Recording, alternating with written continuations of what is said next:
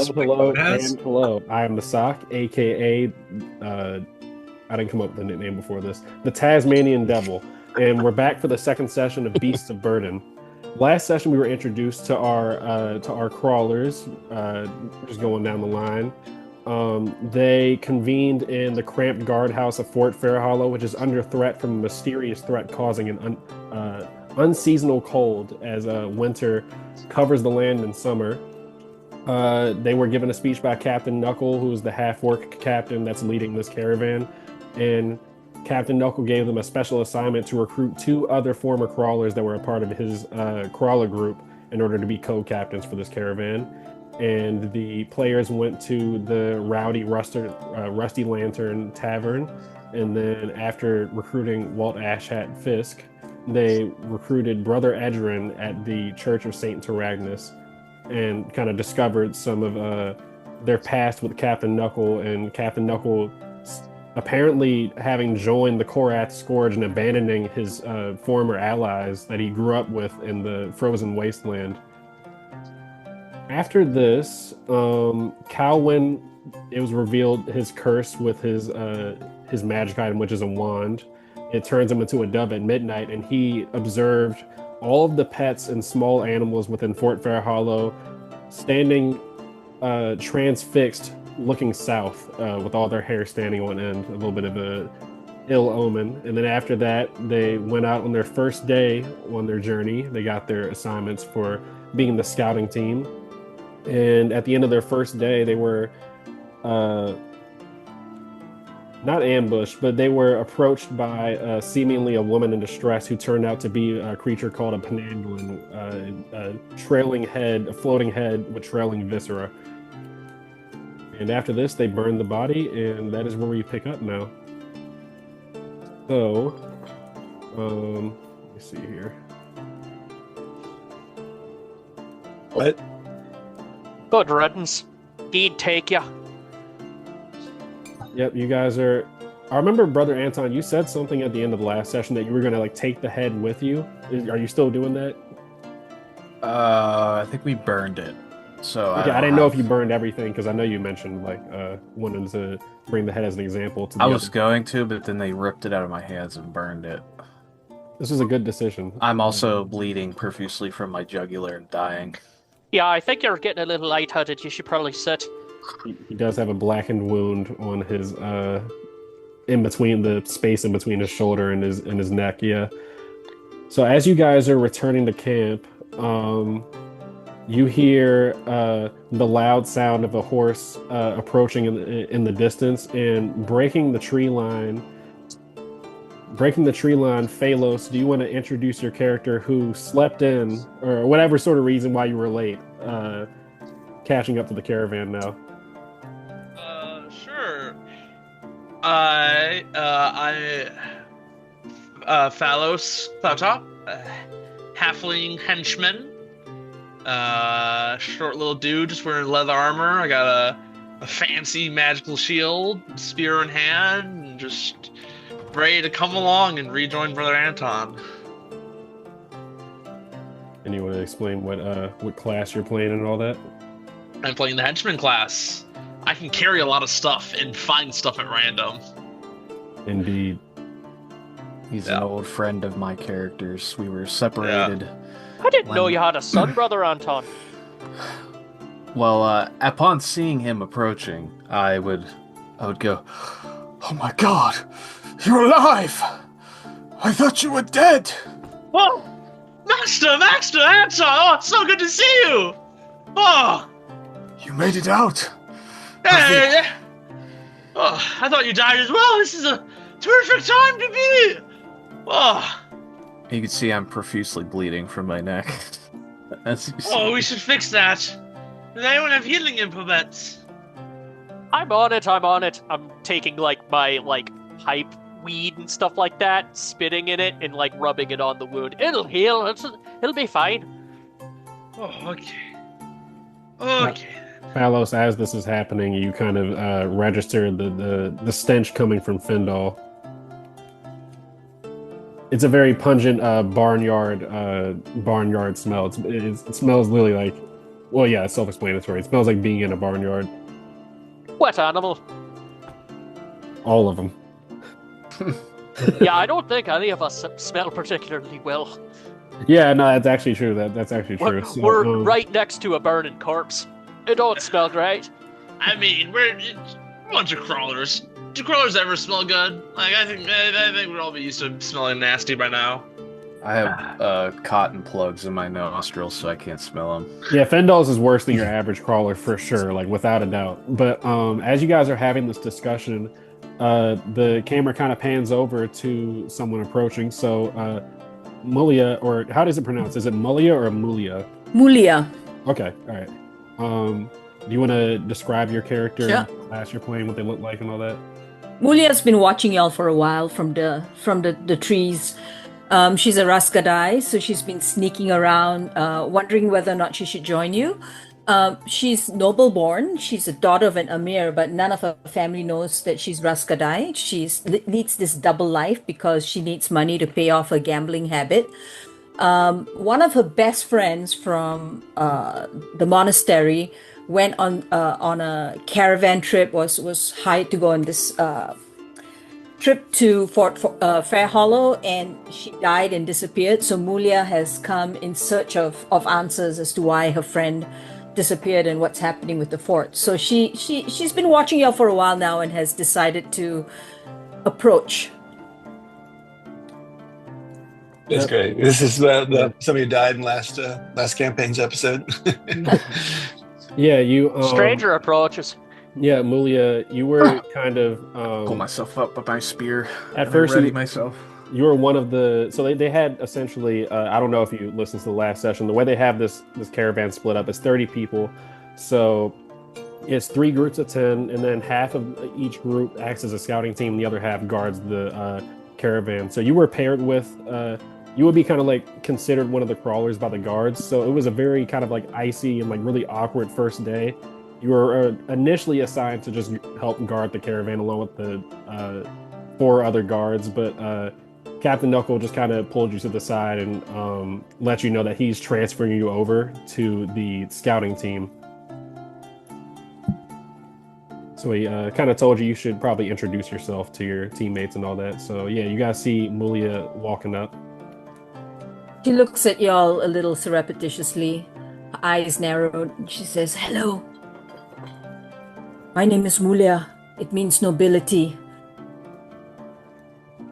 I've been Greetings and asking- welcome. Thank you. We have seen her before, like traveling with the caravan. Yeah, you would have definitely seen her like the Okay. first initial meeting, and then when you guys were heading out and stuff.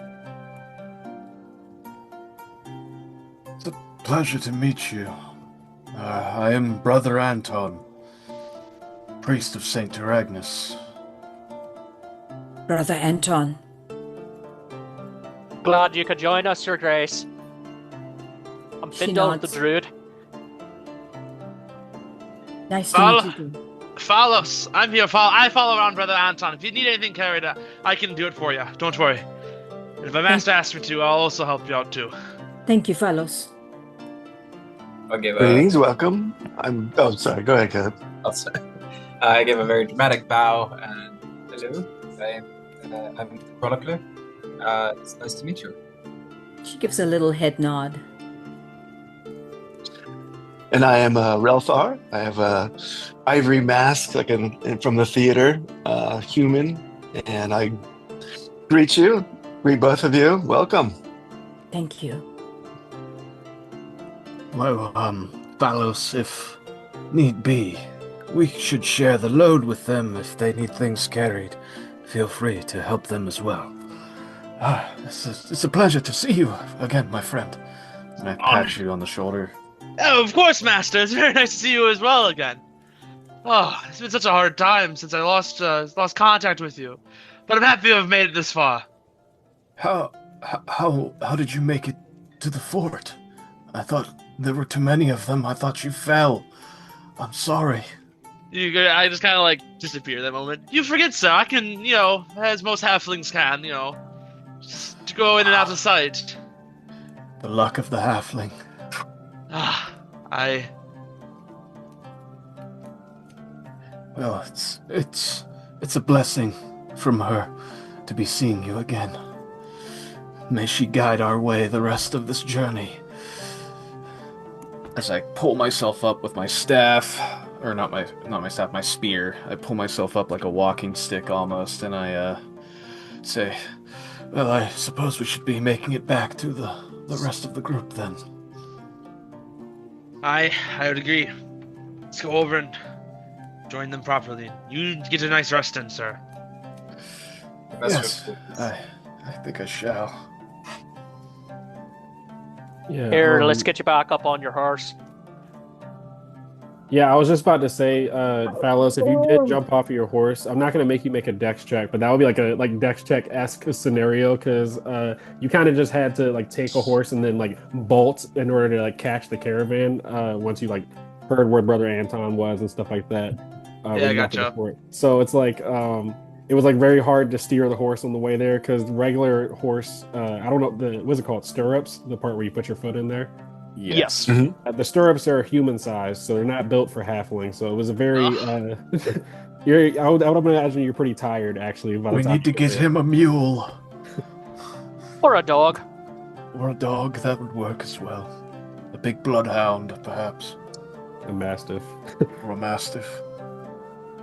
But yeah, so you guys make your way back to camp, having been introduced to two of your new members, and as you get there, you kind of immediately notice. So you don't see it, but you hear like a little bit of a gasp among like a couple of bystanders. You see there's a little bit of a crowd forming, and you hear like somebody just got like decked in the face as you see like kind of like looking in between the crowd. Like you have to kind of like walk up to see exactly what's going on, but you see like an old man in like a guard's helmet with a shield kind of like falls to the ground. What the hell is this? Are you This is part of our caravan, or is it just a random? No, this is a part of your caravan. Yeah, it looks like one of the guards, like a really old man, just got like punched to the ground by somebody, but you can't really see what's going on without like wading through the crowd and stuff that's forming. Let's go. Bindle kind of intimidatingly will, have his horse kind of get agitated, and he'll kind of whirl his shillelagh with him and being like, "Break it up, you two. We don't have time for this." Yeah, the crowd definitely parts for you, like Moses splitting the ocean. As a couple of the guys try to like get annoyed at you, but then they hold their noses as they step off to the side. You can So- find it out when we make camp. Just not here, not now. Yeah, you're shouting this as you get to the crowd. So you see essentially what's happening. What you guys all see is, like I said, an old man, one of the old guards, is on the ground and is currently like in a shouting match with a very large man with like a thick mustache, and standing behind him is like another human man, like couldn't be older than like mid-20s, that sort of thing. He's kind of just has a little bit of a shit-eating grin as like the large man is arguing back and forth. Let me put a little guard token on the map just as an example. Can we get the gist of what they're arguing about? Yeah, I was just about to say that. So essentially this old man is like claiming that the younger man hiding behind the large man is he stole his food, essentially. Like he stole his rations that they were giving out today. And the large man is kind of just like him, my baby boy is an angel. He's harmless. He can't even do anything himself. And then like the young guy behind him was kind of like eating up the praise at first, but then once he hears that, he's like, wait, what? But he's like, the large man is like, my son would do no such thing. And he's basically kind of like just talking down on the old man in front of him, like, you're supposed to be a guard. You're not even blooded. You have no animal crest on your shield. And you kind of notice that there's like a goblin, like a painting of like a goblin's head on his shield. But the old man's shield doesn't have anything on there. Brother Anton. You're muted, by the way. Oh, here's me. Brother Anton, you're muted if you said anything. Sorry, what was the question? I was saying your name, trying to get your attention. I was slipping in and out of consciousness from my wound, and I'll come over. I'm still on my horse, but like I'm kind of like slouched forward a bit, trying to take some of the weight off of that side of my body. I'll ride my horse up next to you and say, "Are you too injured to, deal out some discipline to these fools?" I can try. Let me see. And I slowly dismount my horse, and I get on the ground, and I walk over with my spear as my walking staff, and I don't get in between the group of people, but I kind of stand by, and I look at both of them, and I say, "What is the transgression here?" Relthar will stand like right next to the guard, and kind of creepy, with the faceless mask and robes, and just sort of stand too close. Yeah, it kind of looks like a lot of the other guards or the bystanders are a little bit too shocked to say anything. But yeah, so this large man looks down at you as you say this. He looks at you and he's like, This old drunk, this buffoon is claiming that my darling boy stole his food, as if he would need such a thing. As I hold on, I'm like holding onto my staff, kind of like this, leaning on it, up against it, and I look to the boy. Is he like way younger than this large person? No, he's like early 20s. He's just kind of laughing as like the large man is like squaring up to this old man who's like now getting up and like kind of like arguing with him. Yeah, he's like a mustached 20-year-old or something like that. And then the bigger guy, does he seem like the parent of this other person? Yeah, no, it seems like that's his dad. I say, well, yeah. Well, you know what they do to thieves around here, don't you? They hang them. So, I suggest he speak up. Did he steal rations from this man? The young man is about to coming out. Yeah, the young man behind him is about to speak up, but then the larger one puts his hand up to stop him from talking. He says, "I will not have this. My son, my darling boy, would never do such a thing." Well, apparently the sins of the father are also the sins of the son, if you cannot let him speak for himself. I kind of square up with him a little bit. I like stand my ground. As he's taller than me, I'm assuming. Yeah, he's like a barrel-chested guy, like extreme, like thick mustache, that sort of thing, bald.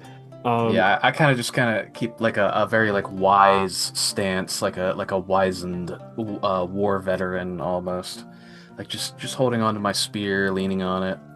And Findle positions himself on his horse to be in a good spot to kind of ride by and club him if I have to. What is everybody else's in the groups like where what are they currently doing as this is happening? Relthar is standing close and just looking creepy and stuff, and will suggest that I have magics that can solve this quickly. Oh yeah, I forgot about that.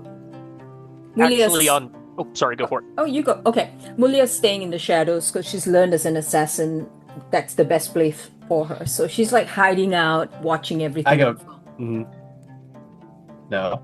No, I don't. Execute Order 66. On second thought, Findle's gonna go talk to the caravan leader. I'm forgetting his name. Fists? Ashhat? I guess Ashhat, but I'm thinking of the orc. Knuckle. Captain Knuckle. There we go. So Captain I'm gonna try to get, because I mean it's only like 30 of us in total, probably like 15 people that are guarding the caravan. So if like Knuckles is ahead, I'm just gonna ride up and get his attention that there's an issue in the back.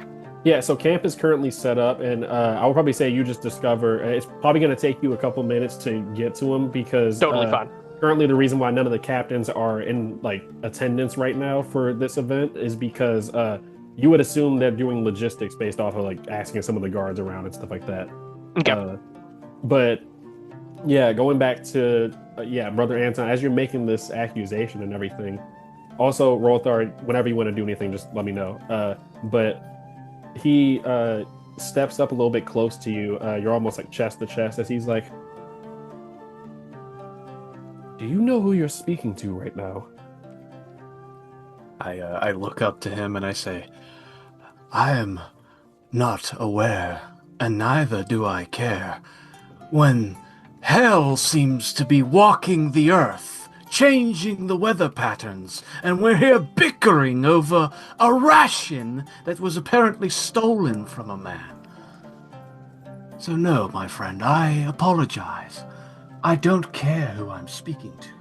I'm merely trying to find out if this accusation holds merit or not, so that we can resolve it. The situation is already resolved. This is the problem with you crawlers. You never could understand anything about permanence. I am Ash, the Goblin Slayer. Slayer of 12 goblins who were attacking the fort over 10 years ago, and you talk to me like this. A goblin? Is that all? Excuse me? Yes. Uh-oh, we're gonna get into a fight with this guy. Okay, so I actually before Is this Ash Hat or a different before anything No, his name breaks is out, Ash. I want to look over to the old man who's accusing the young man, and I say, "Do you have proof of this theft that you claim has happened, good sir?" He kind of looks at you, kind of getting up, like wiping the blood from his nose and everything from having been punched. And he's like, he points to the young man. He's like, "This little bitch was the only one standing there when I took my ass off of my food. Next thing you know, I look back and my plate's empty." I point to his bleeding face and I say, "Assault. That's your first transgression. What else has he done besides assault and theft?" That's about it. But I'd like my food, please. And like they start like bickering back and forth again. I push the big man away from me and I walk over to the older man and I take one of my own rations out and I hand it to him. And I say, "We learned something in the war. Tie a bell to your bag where you keep your rations. You will always know if thieves are pickpocketing you. Whenever you're stationed in foreign lands, you can never trust anybody." And I will subtract a ration from myself. That up, because that was brilliant. Okay, and just as a quick side note, before I continue with the stuff. First, I didn't realize that. Like, I'm now realizing once Rolthar said it that there's an Ash hat already, like an NPC, and then his name Ash. I didn't realize that when I was like making character names, but yeah. So for rations, we are using like the new little travel system I'm trying to work on. So when you do, just roll a D4 essentially, and that'll determine if you lose your ration. Uh-oh. Yes, you are currently out of rations yourself until you like. I'm out of rations now. Okay. Yeah, and so you can like, obviously like forage and stuff to step the die back up to a D4 and stuff. And then also, I mean, I'll bring that up a little bit later about like the rations for the group as a whole. But That's okay. yeah, no, I'm a man of God. I'll starve for my people. the old man thanks you, and you kind of see the Ash, the Goblin Slayer, kind of huffs and says, "Come on, son." And he's like rubbing his back and like consoling him and everything. And like this, the son is, you get his name is Alex. He's Ash is talking to him, but Alex is just like fake crying, that sort of deal. He's like, he was just so scary. I would like to like maybe tug on Relthar's shawl or whatever and kind of whisper to him, "Can you get confirmation that this one stole from him?" Yes, using the magic can be a little tricky, but I think it might be worth it just to cool tempers around here. Then I'll proceed to start waggling my finger, little tears coming out of my eye because the mask is making it hard to cast. And Gotta do a roll 20. It's not disadvantage. Big roll, I believe. Big roll. Perfect. Praising Saint Taragnus. I made it. If you say on roll 20. That's 14. Yeah, 14. All right. I yes. do detect thoughts on who is it? Alice is the Alex? is the son. Yeah. Yeah, on Alex. As you connect to Alice's mind, you get the answer that everybody, you guys and everybody in attendance knew the answer to. Yeah, he did. He's just like has like these like conniving thoughts where he's like that old drunk didn't deserve it anyway. He's gonna be ash. He's gonna be ash before we know it. I look to Relthar and await an answer. I'll confirm with a quick nod. Be like, yeah. I signal to the rest of my team here because this is actually very important. If we have thieves in the camp that are stealing rations from each other in a time like this, that proves to be very detrimental for the trust of this caravan. So I think we need to solve this. So I'm kind of like gesturing to everybody to come to me.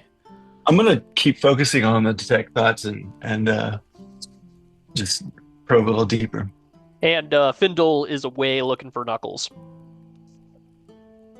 Well, yeah, if you're, I'll probably say you will reach Knuckle. We'll do that in a second, Findle. Yep, as you're Rothar, as you're reaching deeper into Alex's mind, you get to thoughts where he's like, "I'll never escape my dad's shadow. I'm pathetic. I mean nothing." I wish my dad would stop coddling me, but I deserve it anyway. Like that sort of stuff.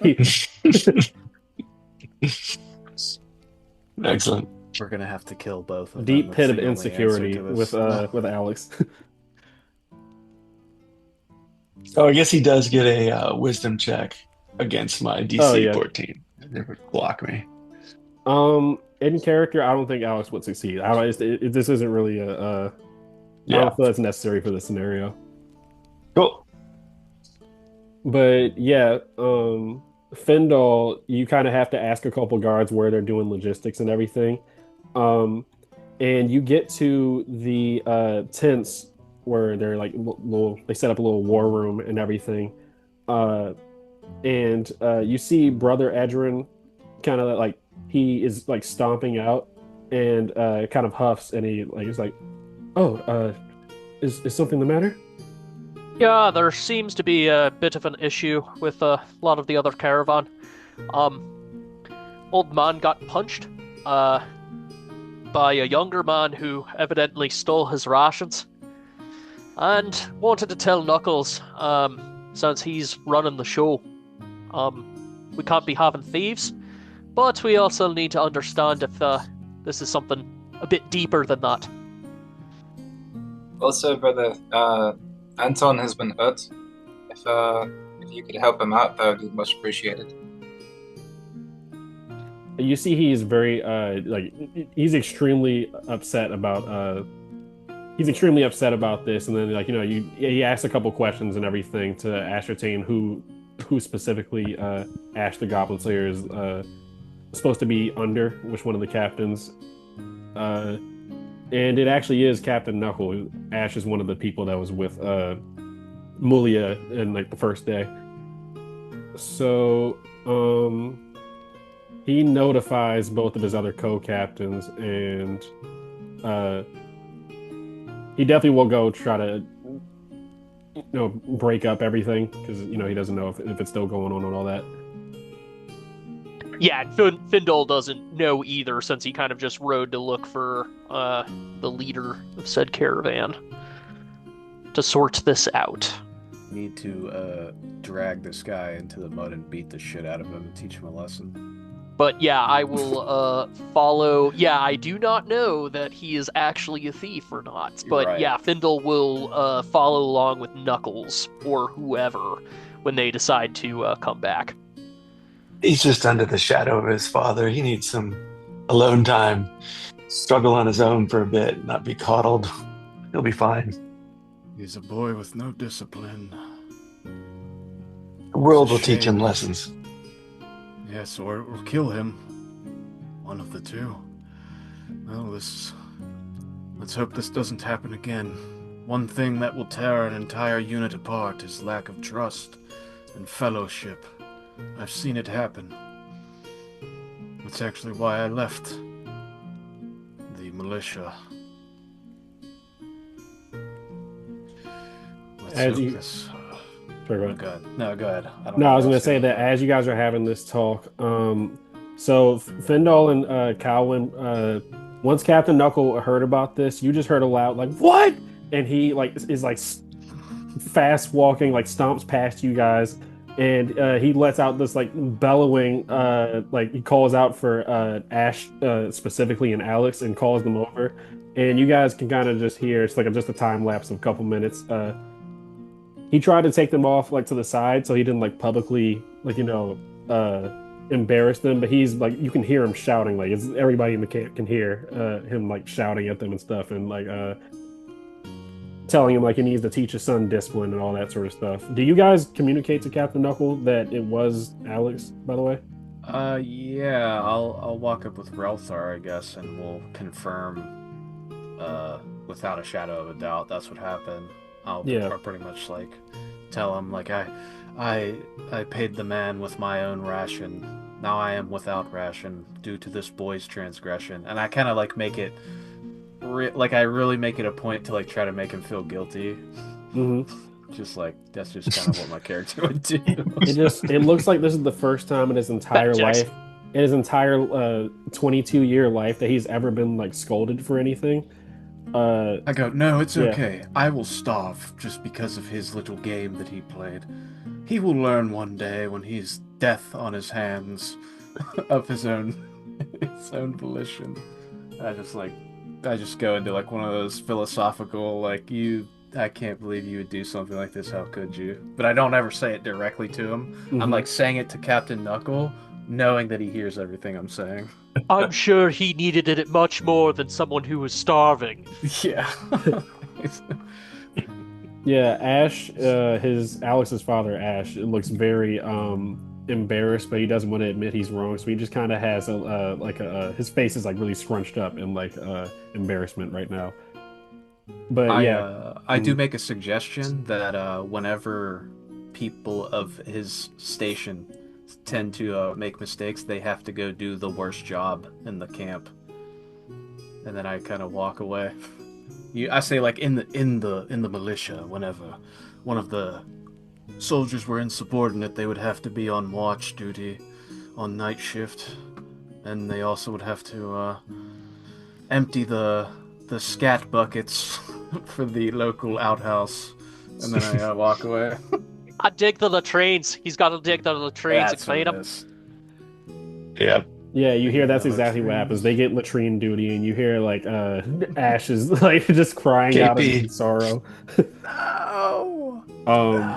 Mulia walks up to you and seeing Brother Anton as he walks off, and she whispers to him, "Thieves, where we come from, we just take off their hands." And then she walks away. I go, yeah, and then you walk away. Disappears into the darkness. Yeah. I'll be writing these events into my book as I come up beside Relthar and say, I kind of feel bad for that poor boy to have such a loser for a father. I've interviewed many crawlers in my time, and I've never seen anyone, boast so much over killing the weakest creature. It's strange. I hear what you're saying. Yes, well, the dangers are plenty with these little goblins, and might be proud of saving his family. And he's not with wife, so maybe he saved his wife and saved his child. And who knows? This world's a hard world. It's hard to judge at least where they came from. For Ash's credit, or to Ash's credit, you guys are like acclaimed crawlers. Like you're level 3, so you're more than experienced crawlers. For a regular person, 4 goblins, death sentence. There's no way you're winning. So for a regular person, he's impressive, but for a crawler, that's just a regular Tuesday. I would say if I was nearby overhearing this to Chronicler, that's your character's name, right? Yeah. I would say the Chronicler, or his name's Colwyn, but yeah. No matter how heroic the feat, boasting about it doesn't give you any sort of tactical advantage. In fact, it puts a target on your head if there would be assassins lingering nearby. It's a shame. He sounds like he could make a good warrior. It's just his arrogance will be his downfall. I've seen it happen. It's a good thing we keep a tight unit here. I'd be a fool not to recognize the pattern of those that boast the most, and not to come back usually. Young pups like that don't survive long out in the wild. You have to learn to be with your pack, or you die alone. Exactly. Let's It's surprising. We share a lot of the same philosophy, though we come from such different lifestyles. Hey, that's something, brother. Yes, indeed. Fellowship is the strongest thing mankind has in this place. Without it, we are weak. Divided we fall, they say. As you guys are talking, the old man who has his nose is now like purple from the bruising and stuff. He walks up to you and you see he has the rations in his hand that you gave him, and he says, I gotta thank you for what you did. You can have these back. It's no good on me. Are you sure, my friend? Yeah, he wasn't wrong. I was surprised the captain even let me on this trip in the first place. He would have introduced himself as Matthias. Bias. He's a He human, I'm assuming. Yeah, an old human man, extremely old. He has like a long, thick beard, and has that like the old man thing where they have like their eyebrows are like extremely like bushy and stuff. Yeah. Is he the drunk dude from like the Rusty Lantern? Yeah, out of game. This is my way for you to like if you bring back a character to Oh, be. hell yeah. It's Okay, Matthias. cool. Matthias. Yeah, Yeah. yeah. This is the drunkard for sure. Yeah, the very he's- first what did I name NPC you guys have ever interacted with. Yeah, Okay. Matthias just kind of is like I mean, Ash wasn't all wrong. I've been a guard for what, like a month or two. I haven't done nothing. I'm just a drunk. I put my hand on his shoulder and I say, I'll actually I feel like this is the DM telling me I should take my rations back, but for the role playing, I clasp his hand back over the rations with my other hand as I have my hand on his shoulder, and I say, it takes an immense amount of courage to join any sort of guard unit, to put your life on the line for the safety of others. Take pride in that, for there are many men that wouldn't dare stand on that level that you are on right now. You'll see one day. Even if you never see combat, your cause is just. He looks this is like a very hardened old man, so he's not going to burst into tears, but you see he's genuinely extremely moved by this gesture, and he's like oh, shut up. I just wanted to become a guard. You remind me of a couple folks I met a month ago. It's the reason why I joined the guards in the first place. They fought tooth and nail to get my brother's body back. It was stolen by some sort of magic something, and I don't know. I guess I just realized I hadn't really done much or anything with my life other than drink. So You're a good man, Matthias. Always remember that. And in case you don't have faith, Saint Teragnis is always there, waiting with open arms for especially humans like you and I. I reach into my bag and I pull out and I don't actually have this in my inventory, so you could tell me no if you want to, but I pull out like a makeshift little bell that's usually meant for like pet collars, but we'll say like I bought like a handful of them, and I hand it to him, and I remind him to tie it around his like ration pouch, basically. Yeah, he thanks you, and then there's a couple of guards there, like hosting a like not training session, but essentially a training session where they're just like practicing spear swings and like formations and stuff just to end off the day. He just explains he's going to go practice there and everything. Practice well. Gives you a nod, and he thanks the rest of you as well for you guys were all kind of like posting up and everything for the situation that went down. So he thanks you guys and walks off. I accept coin as thanks. Anton? I look over to the rest of you with my sunken features as my con has been drained as well. I'm missing 3 con, and I'm missing 2 hit points, so I look a little bit. Yeah, Brother Edrin would show up by this point. He like took his men to the side to give like the same announcement that Captain Knuckle gave after he put Ash and his son on latrine duty. The same thing of like, stealing is unacceptable, that sort of deal, and then understanding the chain of command, that sort of thing. So Brother Edrin would have came by to you, Brother Anton, and like just pulled you to the side. To he's not a healer, so he doesn't like have healing magic, but he is experienced in first aid, having been a former crawler. So he just helps you get patched up and everything.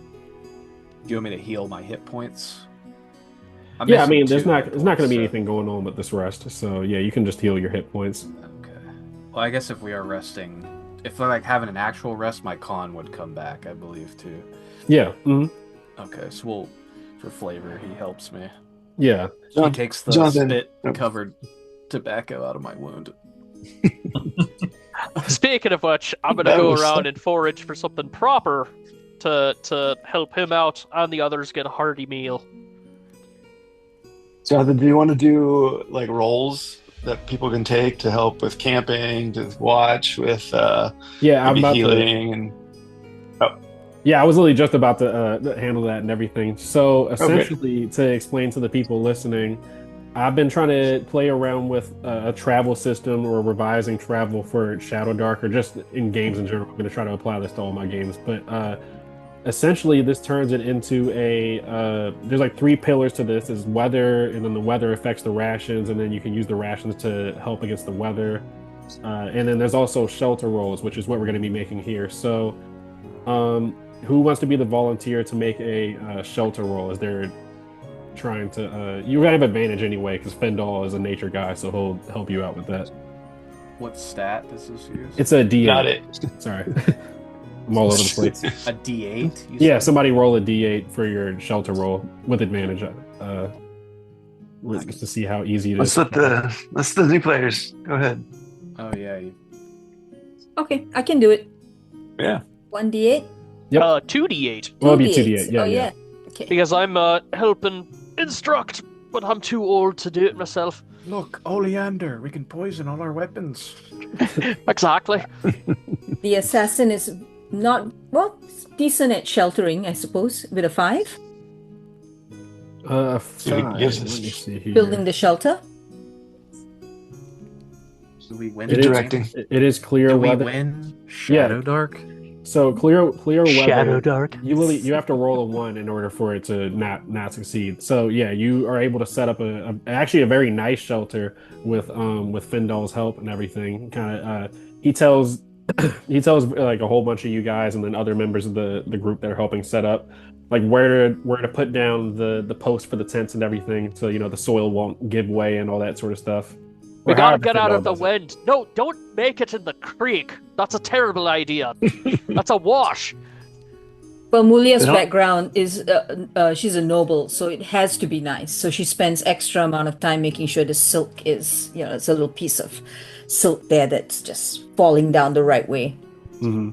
I do the brunt soldier work where I'm used to like doing the grunt work of stuff like this, so I just carry like the logs and stuff and help with the support and whatever.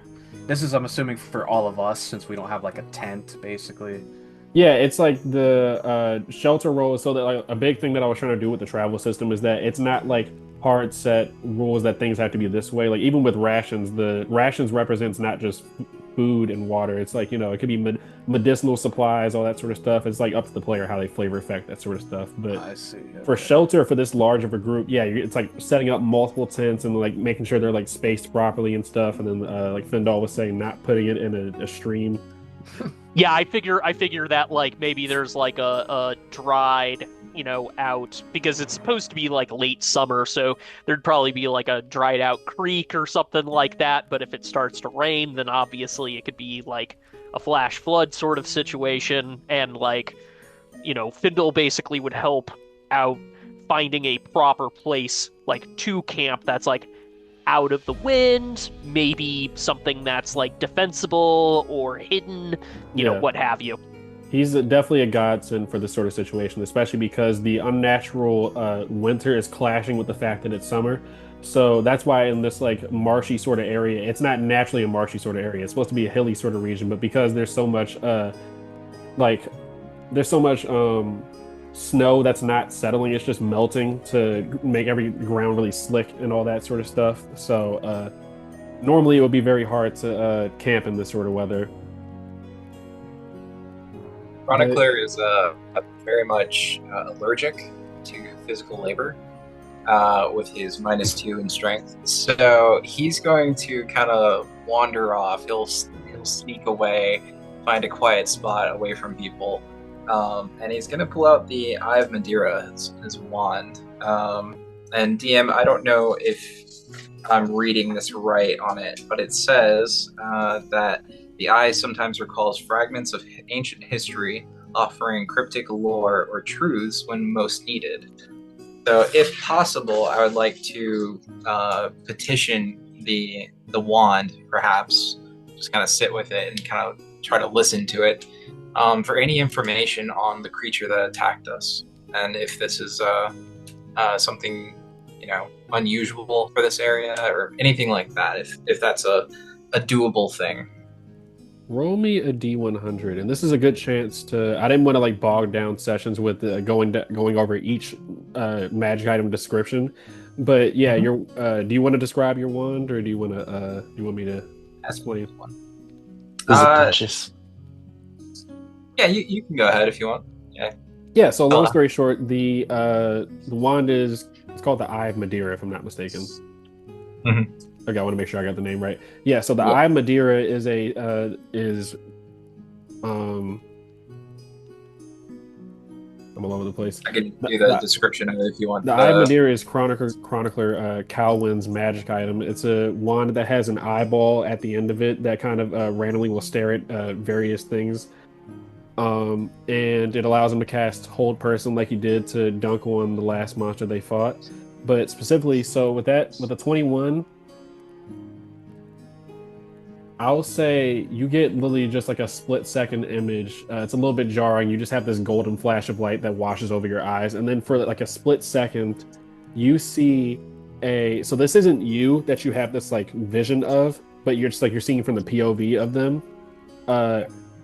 You get like a split second of some figure like flying through the air, like down towards the ground. And you see not that the face of the Penanglin you fought, but you see the face of a woman like getting her head chopped off as she's like letting out this like horrifying scream, and then it cuts off. That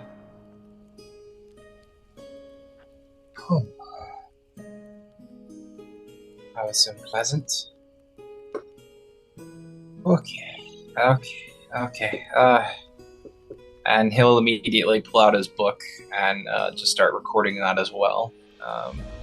And then maybe jot down a few notes of theories that he might have. And he'll just kind of bide his time until he thinks, camp's probably set up by this point. And then he'll just kind of casually come back in and pretend that he's been working the whole time. So. Yeah, as you were... unfortunately for Chronicler Calvin, as you were getting ready to, like, you're finishing up writing in your book, you hear over your shoulder, you hear Captain Knuckle, "Hey! What the hell are you doing out here? Taking a little break while everyone else has to do the hard work." What? No, I've already done my work. So just stand at attention. I'm not a soldier. You are now. Pindle approaches being like, he's with me. He's helping me find some game out here so we can actually have something good to eat for once. Are you going to be a problem about that? Captain Knuckle straightens up and he's like, "Oh, I apologize." He gives you a nod, Cowan. Carry on with your assignment. Good job, Findle. Yes, of course. Chief. He goes and scolds somebody else whose standards he's not meeting. They're not meeting to and everything. Thank you, Findle. That was very kind of you. No problem. I ain't picking up anything myself, but I do need someone to come with me for getting some game. Let me teach you how to set a snare. That sounds fun. Let's do it. And off in the woods we go. Holding hands and skipping. Yeah. Woo! Start singing songs. But no, yeah. So that is going to be a intelligence check for you with advantage, Findle. Copy that. Let's see. I just figured druids would have this is literally right up your alley. So. Yep. 17. 17. So we'll. It's not a super long scene with the hunting stuff, but we're gonna switch over while you guys are going to go hunting to the rest of the group. You guys finished setting up, and now they had already started handing out meals and everything, but they kind of paused it a little bit while everybody was setting up camp. Yeah, so all of you guys are kind of sitting in your group, and you see a. Let me try to show her on the map.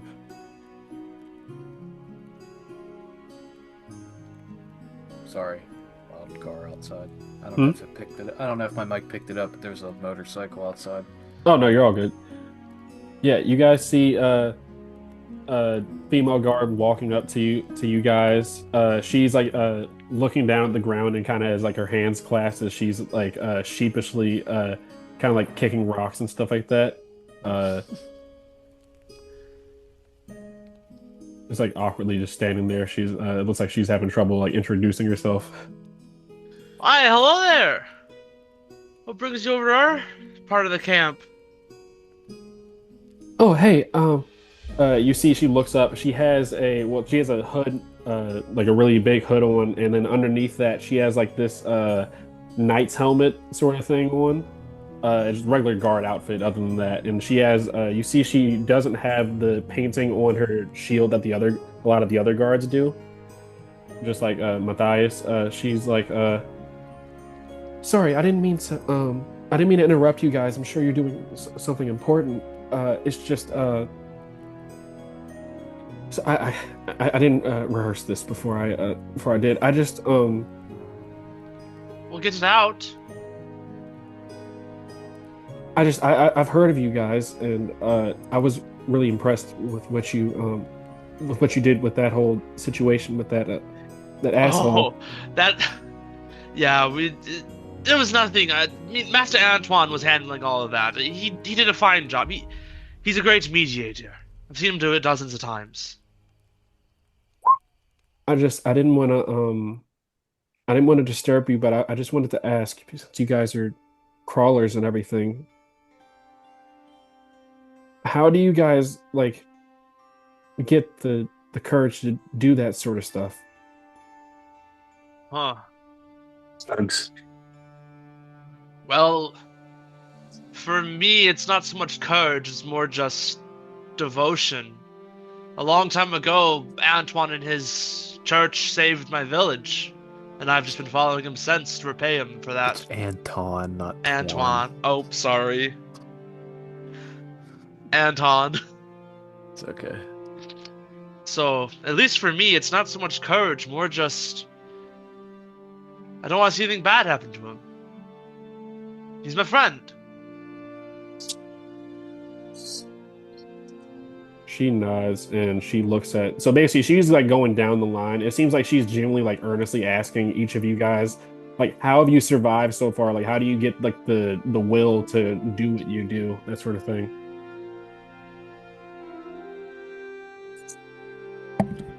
I look to our rogue, our Raskadai. She snarls a little bit. She says, I get mine from the black lotus flower, but really it's about a lifelong dedication to just doing this.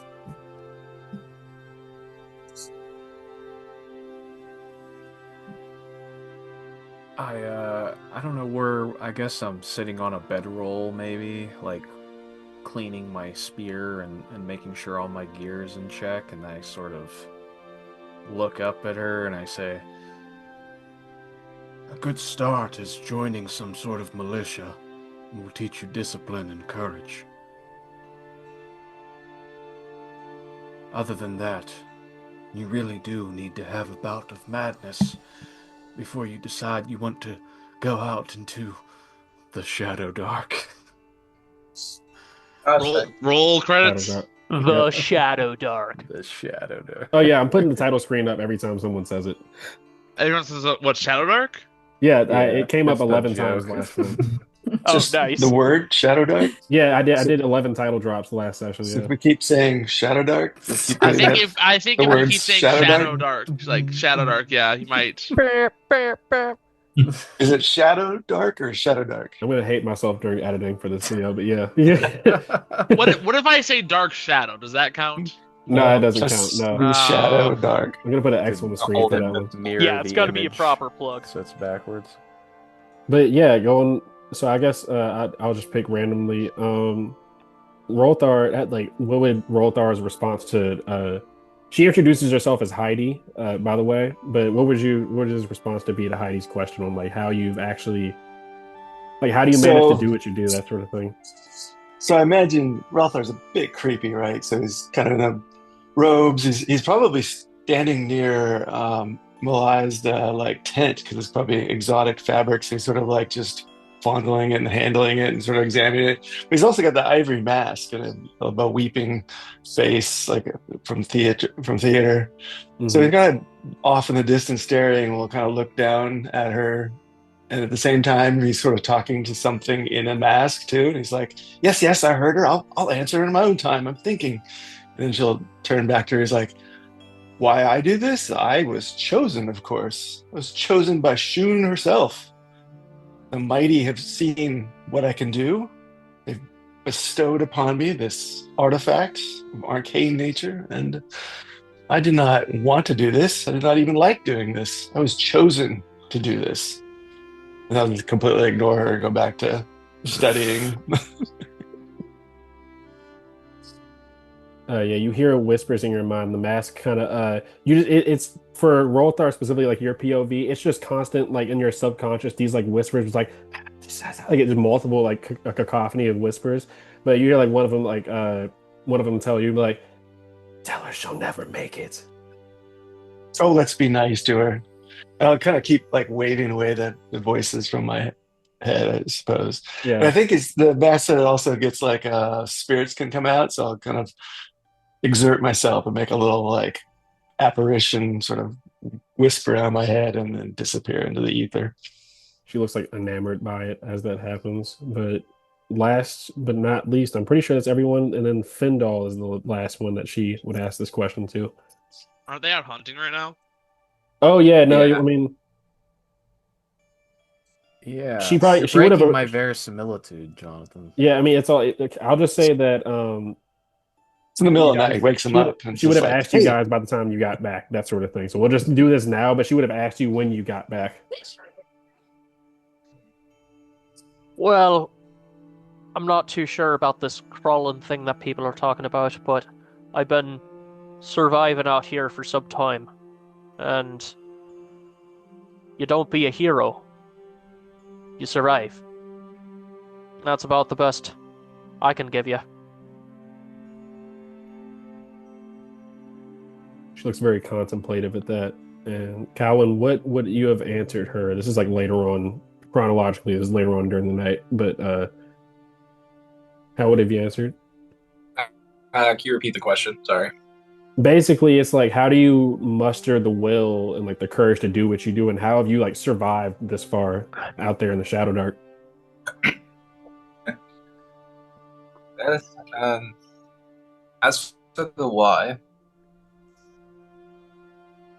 this is a very cruel world that we live in. Very dark and shadowy, perhaps. I do what I do because I wish to share more the light to the world. I want to give people more hope. I'm not much of a warrior or a magician or anything of that nature. I'm but a recorder. I'm a teller of tales. And I think in those, hope can be kindled.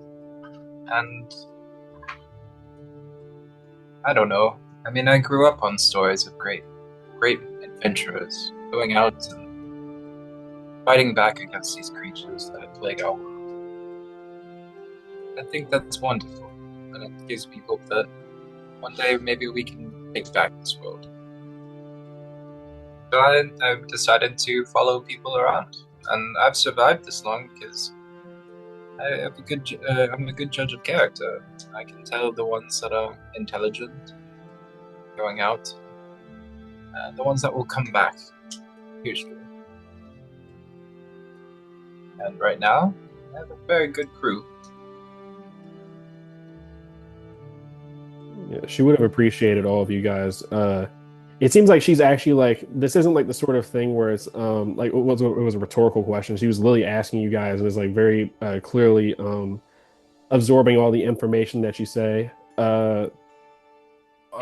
Before I guess I would say one last thing to her also. But I guess before she leaves.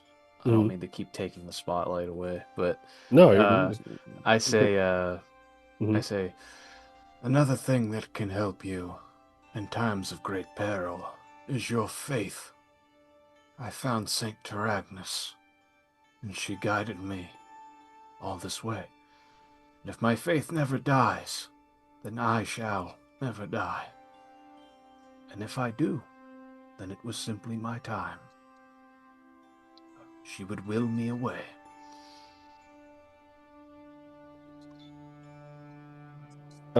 She's just she looks a little bit once you start talking about the topic of like faith, it looks like she gets uncomfortable and she's just like I don't know, I guess my aunt always told me that the gods never really cared about people like me just because of the way I and she like stops herself and it looks like so she has like gloves on. It looks like she's like fully it's not like necessarily hot enough to warrant the amount of like layers that she has on, but it's like she has like the knight's helmet on, she has the cloak up for some reason, she has gloves on and like long sleeves. And she just says that I'm not sure if the gods care about somebody like me, but I appreciate you guys' advice. Nonsense. The gods care about all their creations, depending on the ones you follow, and the ones you let listen and whisper in your own ear. Saint Taragnis accepts any who would spread goodness and justice.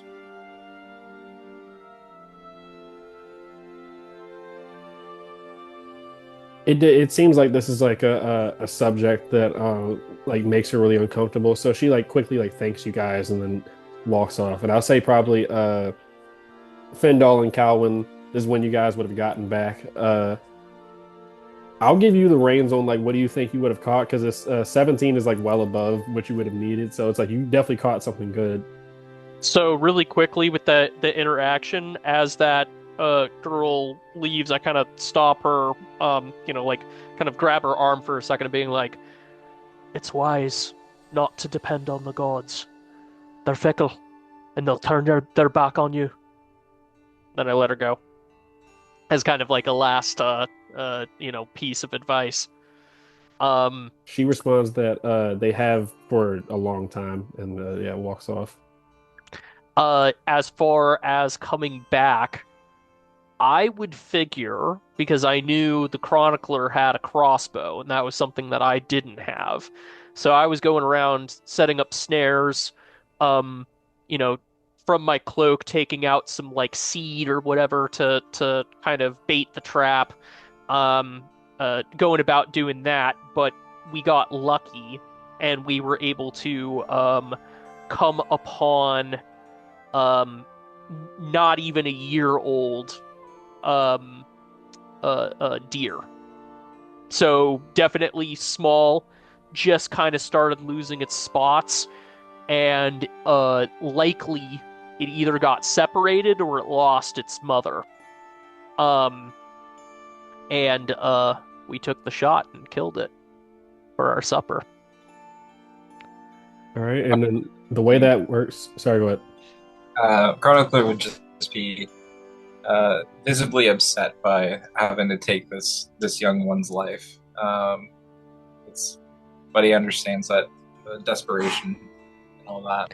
That's just, we're not the ones that are desperate. We're actually doing it a favor. It would have died in a fortnight anyways. I just had the visual in my head. I don't know if you guys have seen this clip before, but there's a clip of like a YouTuber. It was like it's a woman where I don't know the name of her channel, but there's like a bunny on the screen during a cutscene, and she's like, "That's the cutest thing I've ever seen." And then it gets shot by a crossbow, and she like cries. And I'm really just immediately thinking of that. It reminds me of that meme so much. Calvin is just in tears as Findal is like nonchalantly carrying this like the bleeding body of this dead deer. Yeah, I mean, given it's probably like 40 pounds or something like that, so it's not nothing. I figure since the Shadowdark is much more depressing, it's not like we killed some like buck and fed the camp. We're scrounging. Mm-hmm. Even with a 17, it's still difficult to actually find enough game out here. It's better than last time where we enslaved the animals to fight for our entertainment. Agreed. This isn't Pokemon. Yeah. So you can choose to. I hadn't really considered the concept of somebody like foraging for somebody else, but you can either step the die size for what you have up. So the die size is it's not any different from how Shadowdark's ration rules work. So a bundle in regular Shadowdark, a bundle of rations is 3, and usually you buy them in bundles. So 3 is just each die size. So if you have like 6 rations, you have a D6 of rations. If you only have 3, you have a D4, that sort of thing. So when you forage, you can step your die up, or you can. I'll just say you can give that die to somebody else as well. I'm fine with giving it up as long as I'm able to like not have to roll my rations for tonight, because I was trying to make it to where it's like this is something to share. Like not only can I feed myself, but it will supply some other people. So if someone else wants a die size up, they can go for it. Yeah, so I'll explain. This is a very like experimental thing, so I'll work on it as it goes. I do want the travel thing to like matter, but I also don't want it to like just completely overtake the game when it comes to that aspect. So what I was thinking is that you guys all have your own individual rations still for like let's say you get stranded or from a weather event or something like that. But the camp itself has a D20 of rations. So during your rest with the caravan, the entire group, you can choose to roll the caravan's ration die or roll your own.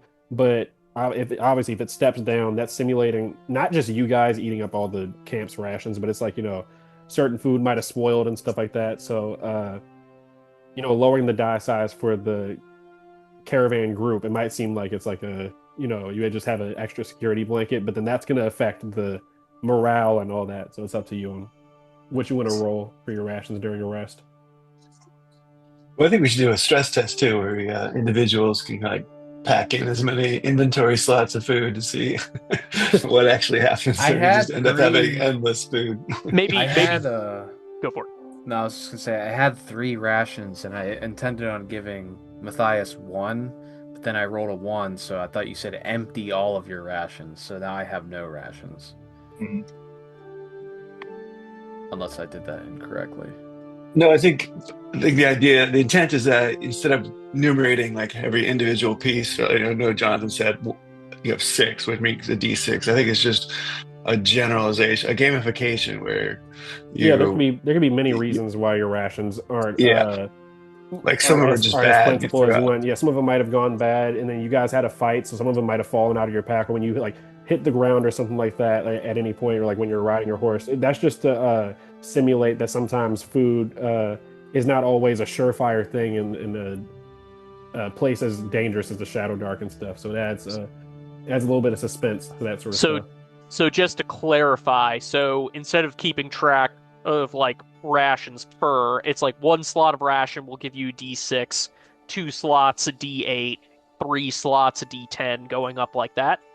Well, it follows the same slots too. So a bundle of rations in regular Shadowdark, that's 3. A bundle is 3 rations. Talking about regular Shadowdark, and that's 1 slot. So each bundle of ration is a slot. So it doesn't actually change the slot in like number requirement for relating to regular Shadowdark and stuff. It's D4 is 1, D6 is 2, D8 is 3.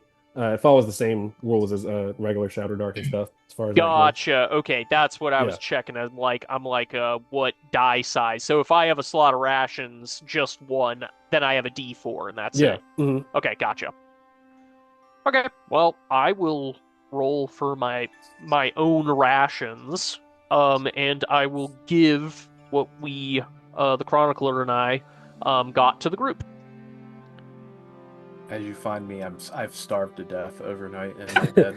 Overnight is crazy. Dying from your 2 hit points and 3 constitution damage, like. Yeah, and I just want to reiterate: you don't have to roll your own rations. Okay, so you don't lose any, Findal. You can choose to roll the D20 for the group's, the caravan's ration die if you want. Ralphar is definitely the self-centered type, and will see what the camp has and save his own for his own skin. I'm rolling a D20. Real quick interruption. Throwing this out there as a mechanic idea, but if you are able to like forage or something like that, maybe at advantage. Yeah, having a druid with you does help with that. Yeah.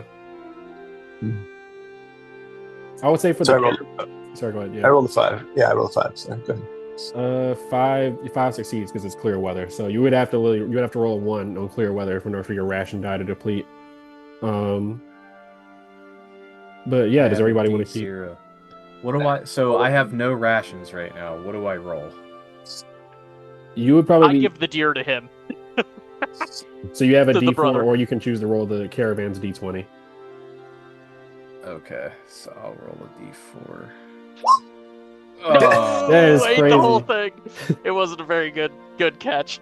Yeah, you get to doing all the skinning and stuff like that, and as you're excited, your stomach is growling and stuff.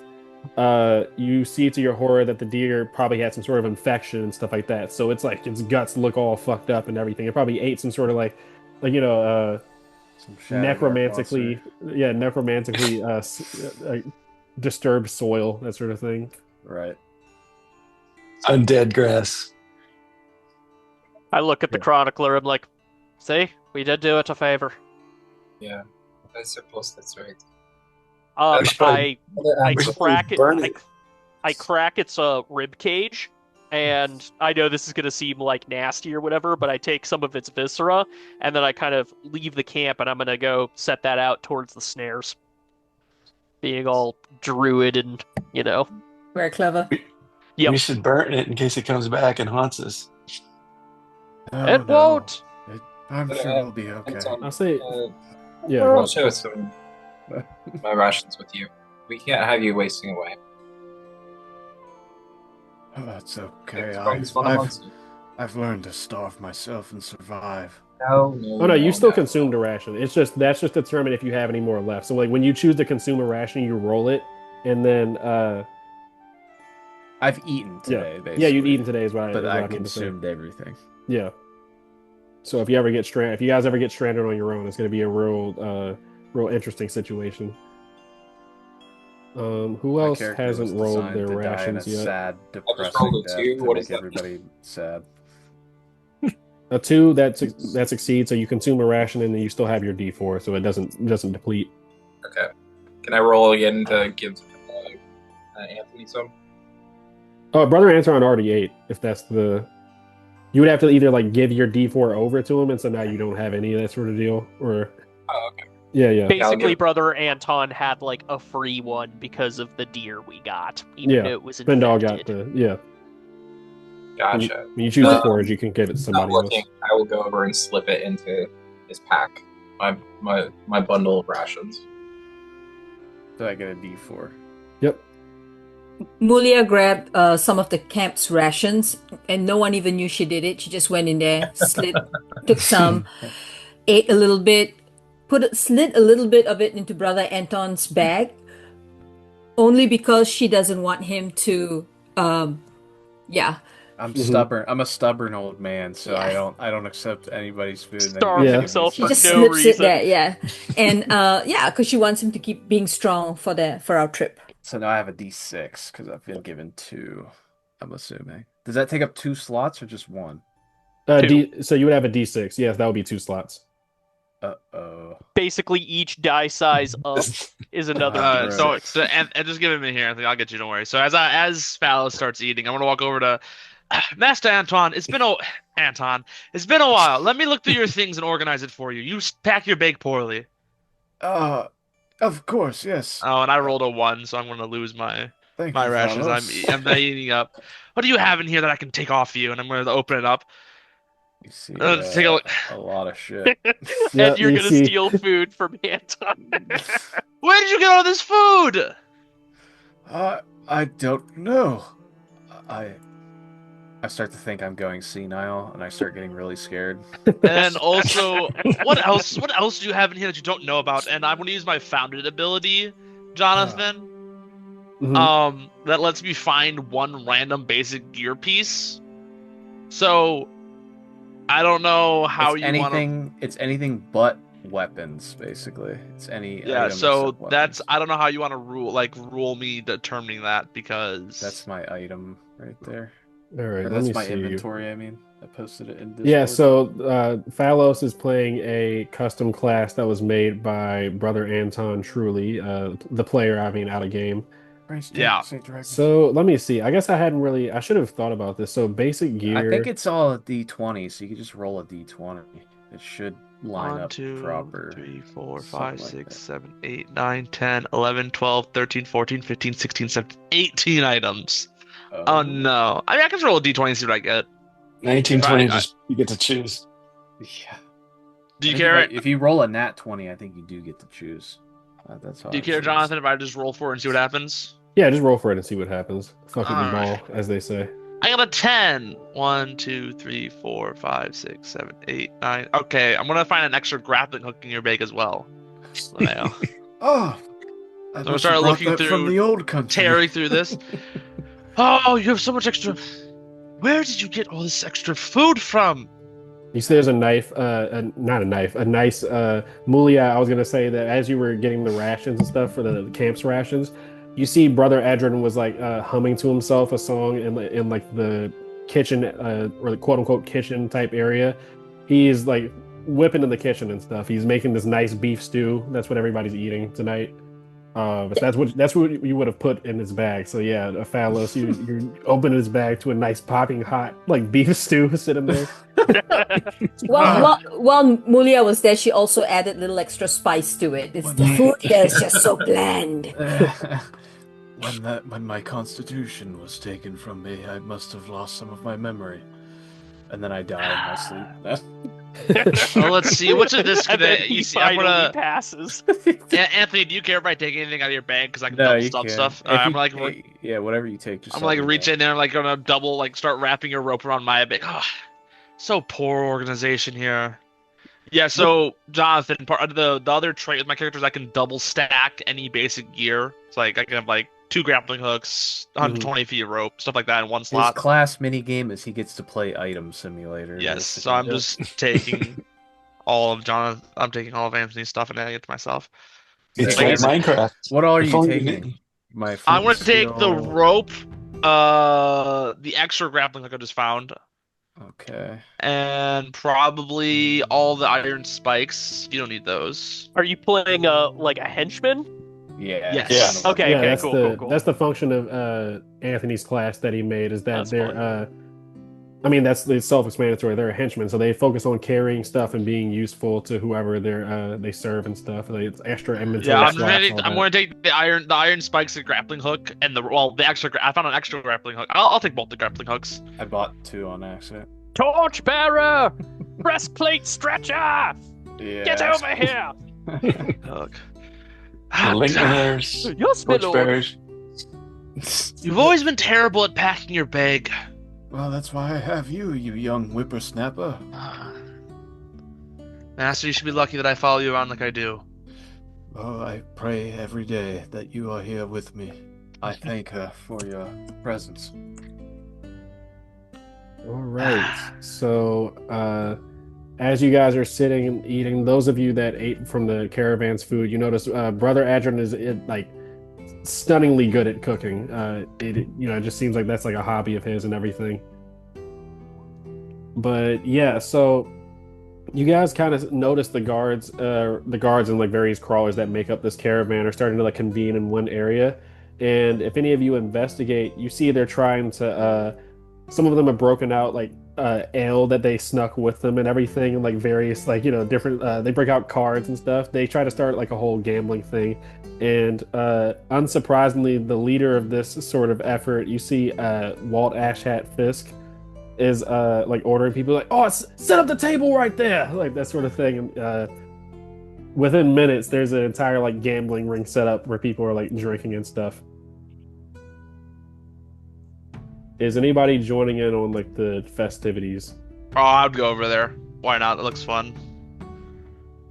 So, for anyone who does join, essentially, so I found this thing in the Shadowdark book that I really want to try out. It's a gambling game called Wizards and Thieves.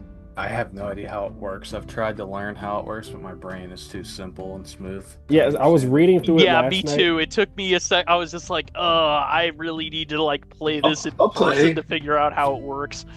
Yeah, we roll. What was it?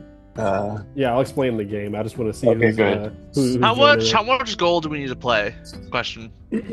That's up to everyone who's playing. I only I'm have gonna- Electrum. I'm gonna check my pockets and go, Master Anton, I want to go play the games, but I show him I only got 3 gold to spare. Do you have any gold to spare in case I burn through this?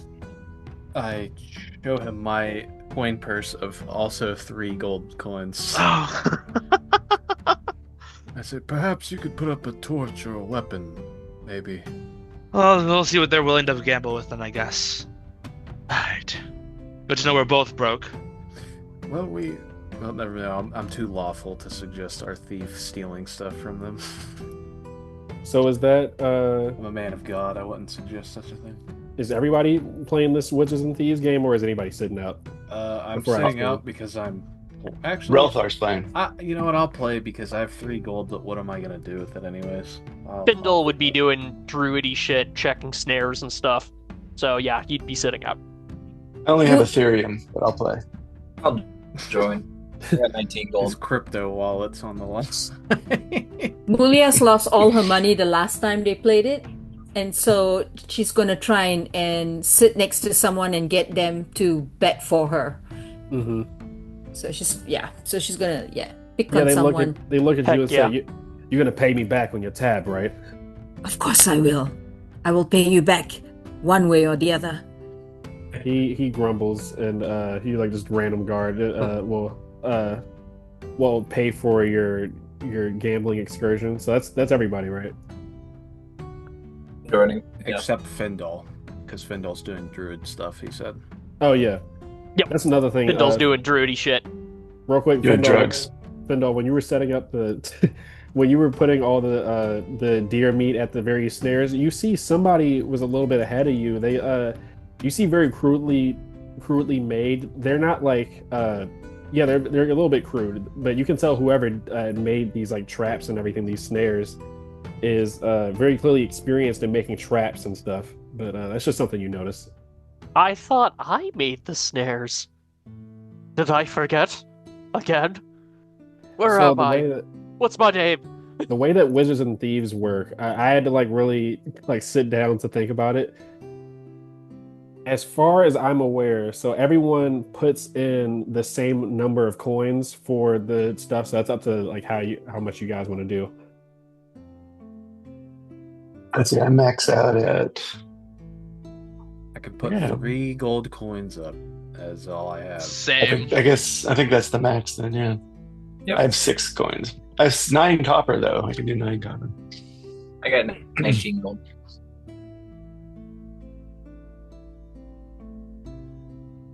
So what's everybody putting in? It's the same amount for everybody, so it's just I think it's 3 gold. 3 gold. Has to be 3 gold. Yeah. GP. Okay, all right, yeah. So 3 gold buy-in. So the way Wizards and Thieves works is everyone starts with 20 coins. This is separate from like the bet sort of thing. This is just for the actual game. Everyone starts with 20 coins, and you put in 6, so everybody has like 14 to start off the game. And the way it works is that for each person's turn, you roll a 3d6. And wait, hold up. Oh, not yet. I'm getting things a little bit out of order. I had to like make an outline to make sure I was saying it right. So So everybody, that's right. Chat GPT explain it to us. I should have done that. Yeah, Yeah, I think I'm gonna everybody pop rolls a open my book and 3d6. see. yeah. You I'm roll looking 3d6 at to it in start my off to see book. who goes first. It's so confusing. And then you track who had 6s and 1s as you go around. Yeah, but for this specifically, where everybody's gonna roll 3d6 to see who goes first in this. I'll put up a little turn order actually. I got an 8.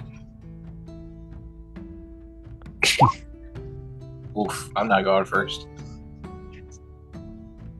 You want us to roll? It's my faith in Saint. Yeah, Chad. go ahead and roll It never 3d6. This falters. is gonna decide the turn order for this, and What then is to it about gambling. Anthony, man. Hey, I've been rolling shit. I keep rolling 1s for my rations. Okay, We're so gonna- whoever after you roll 3d6, whoever gets the highest becomes the active player. yeah, and it goes down the line from there. That would be me. I'm on last. We got the What highest. the hell does active player mean? I'm about to explain that to you in a second, my friend. You're rolling me and Talos. Hurry up! rolling I'm not you. getting any younger. Rothar, that's an 11. Lilia got a 9. What did Phalos get an 11? And then Cowan, you got a 8. 8. All right, cool.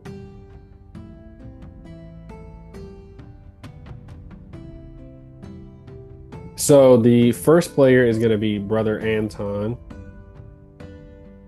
So the way that you have to do it is essentially you have to pick wizards or thieves before you roll your 3d6. You have to decide. So deciding wizards is a 6, and then thieves is a 1. So you have to bet on which one you think is going to show up more in like the 3d6 that you roll.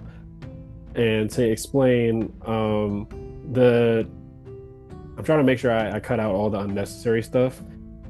The 1s and the 6s cancel each other out. That's going to be easier to explain once you actually do it.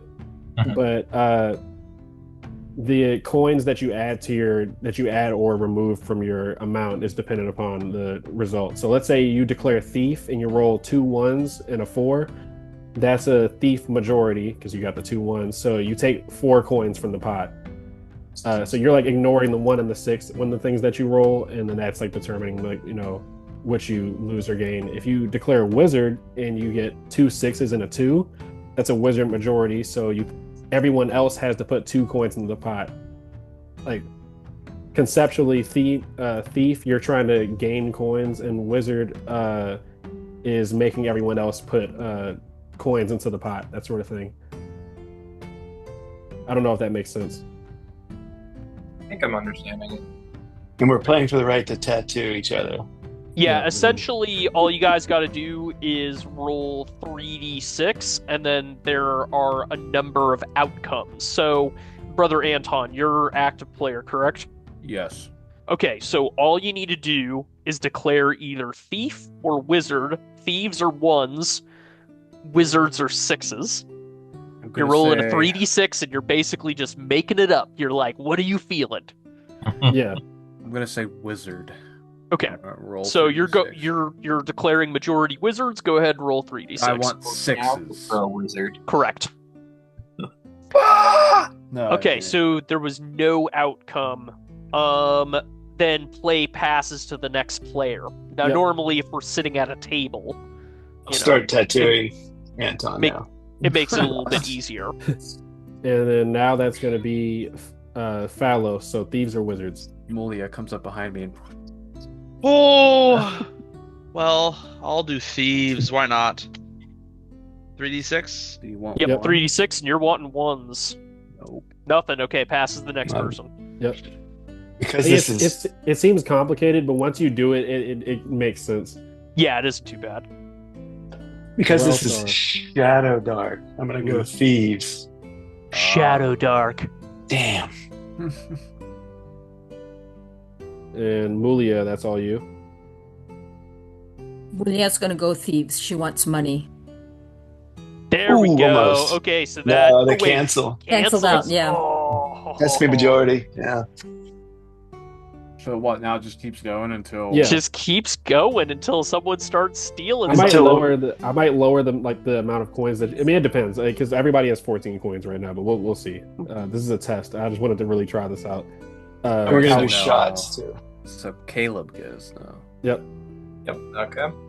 Wizards or thieves? Well, classic. To me, I'm gonna go with wizards because wizards are superior. Wow. Oh, Hey, he nails Wizards it. are superior in this case. So, declared wizard rolled majority wizards. Everyone but the active player adds coins to the pot equal to the lowest remaining die after that's a the one. cancellations ignores. So that would be 6. One. Oh, to the die number, not After this. it cancels out. So the Yeah. 1 and 6 cancel, so it would be everybody would add 6 to the pot. I'm the only one that can do that. I don't have any GP to do that. I don't have any GP either. No, it's not GP. It's the amount of It's the gain it's coins like that you the- have. the I should come up with a tokens. different name It's other like than poker coins. chips, basically. Yeah, you have 16 chips. That sort of deal. That she should have named it chips because coins. Yeah, is that very coins makes it confusing, but chip it's you're out when you run out of chips. That sort of thing. So we all have 20. Well, you No. everybody put. Yeah. Wait.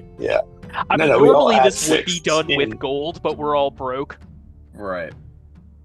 I just realized I'm stumbling over myself a little bit. All of you would currently have 14 since the pot, so to speak, that you guys are putting your chips into.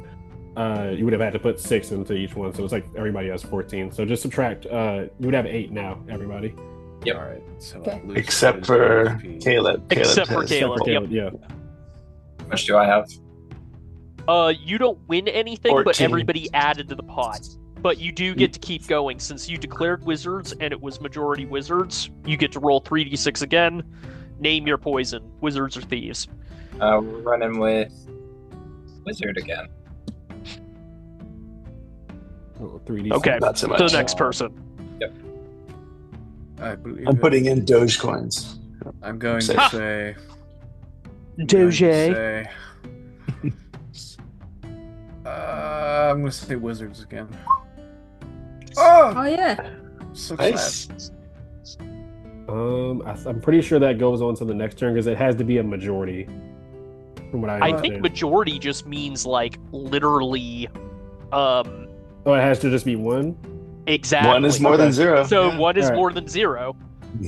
And you declared wizards, Yes. Yep. So you win. so I win everyone the else, game. everyone else other than brother Anton has to put in 4 6 Four. more. chips. Yep. 4 So chips. Correct. essentially, Four. you're losing HP. We can explain it like that. So I have Yeah. 8 HPs left. I don't lose any HP, but everybody else loses 6 4. HP. Yeah, like wizard, you're trying to make everybody else lose their chips, and if you're Wait, why 4? It's the lowest remaining Lowest die remaining die. after Yeah. Oh, lowest cancellations. remaining- oh, Yep, That's exactly. crazy that she made it this complicated for a game that's typically super simple. I wanted to try this out, and I wanted to see how it played made out it and everything. so Yeah. I agree with complicated. Jonathan. It isn't actually that bad. Like, this is something that after playing a couple of rounds, we'd all be like, oh, okay, this totally Yeah. makes sense. So It's just we don't really have any money to play with. Right, right. The lowest remaining die. You could cancels play it this going. Okay. completely separate from Usually Shadowdark. it says even to start, it says typically 20 is put in the pot immediately, and then everybody else has money on them, or at least that's what is assumed. yeah, so yeah, I'm pretty I sure go you roll again, again. though. Yeah, you go again. Yeah. Wizards. Uh-huh. There you Calls go. it after he rolls Yeah. it. Wow. Nuh-uh, I So caught it everybody as I adds clicked another it. 3.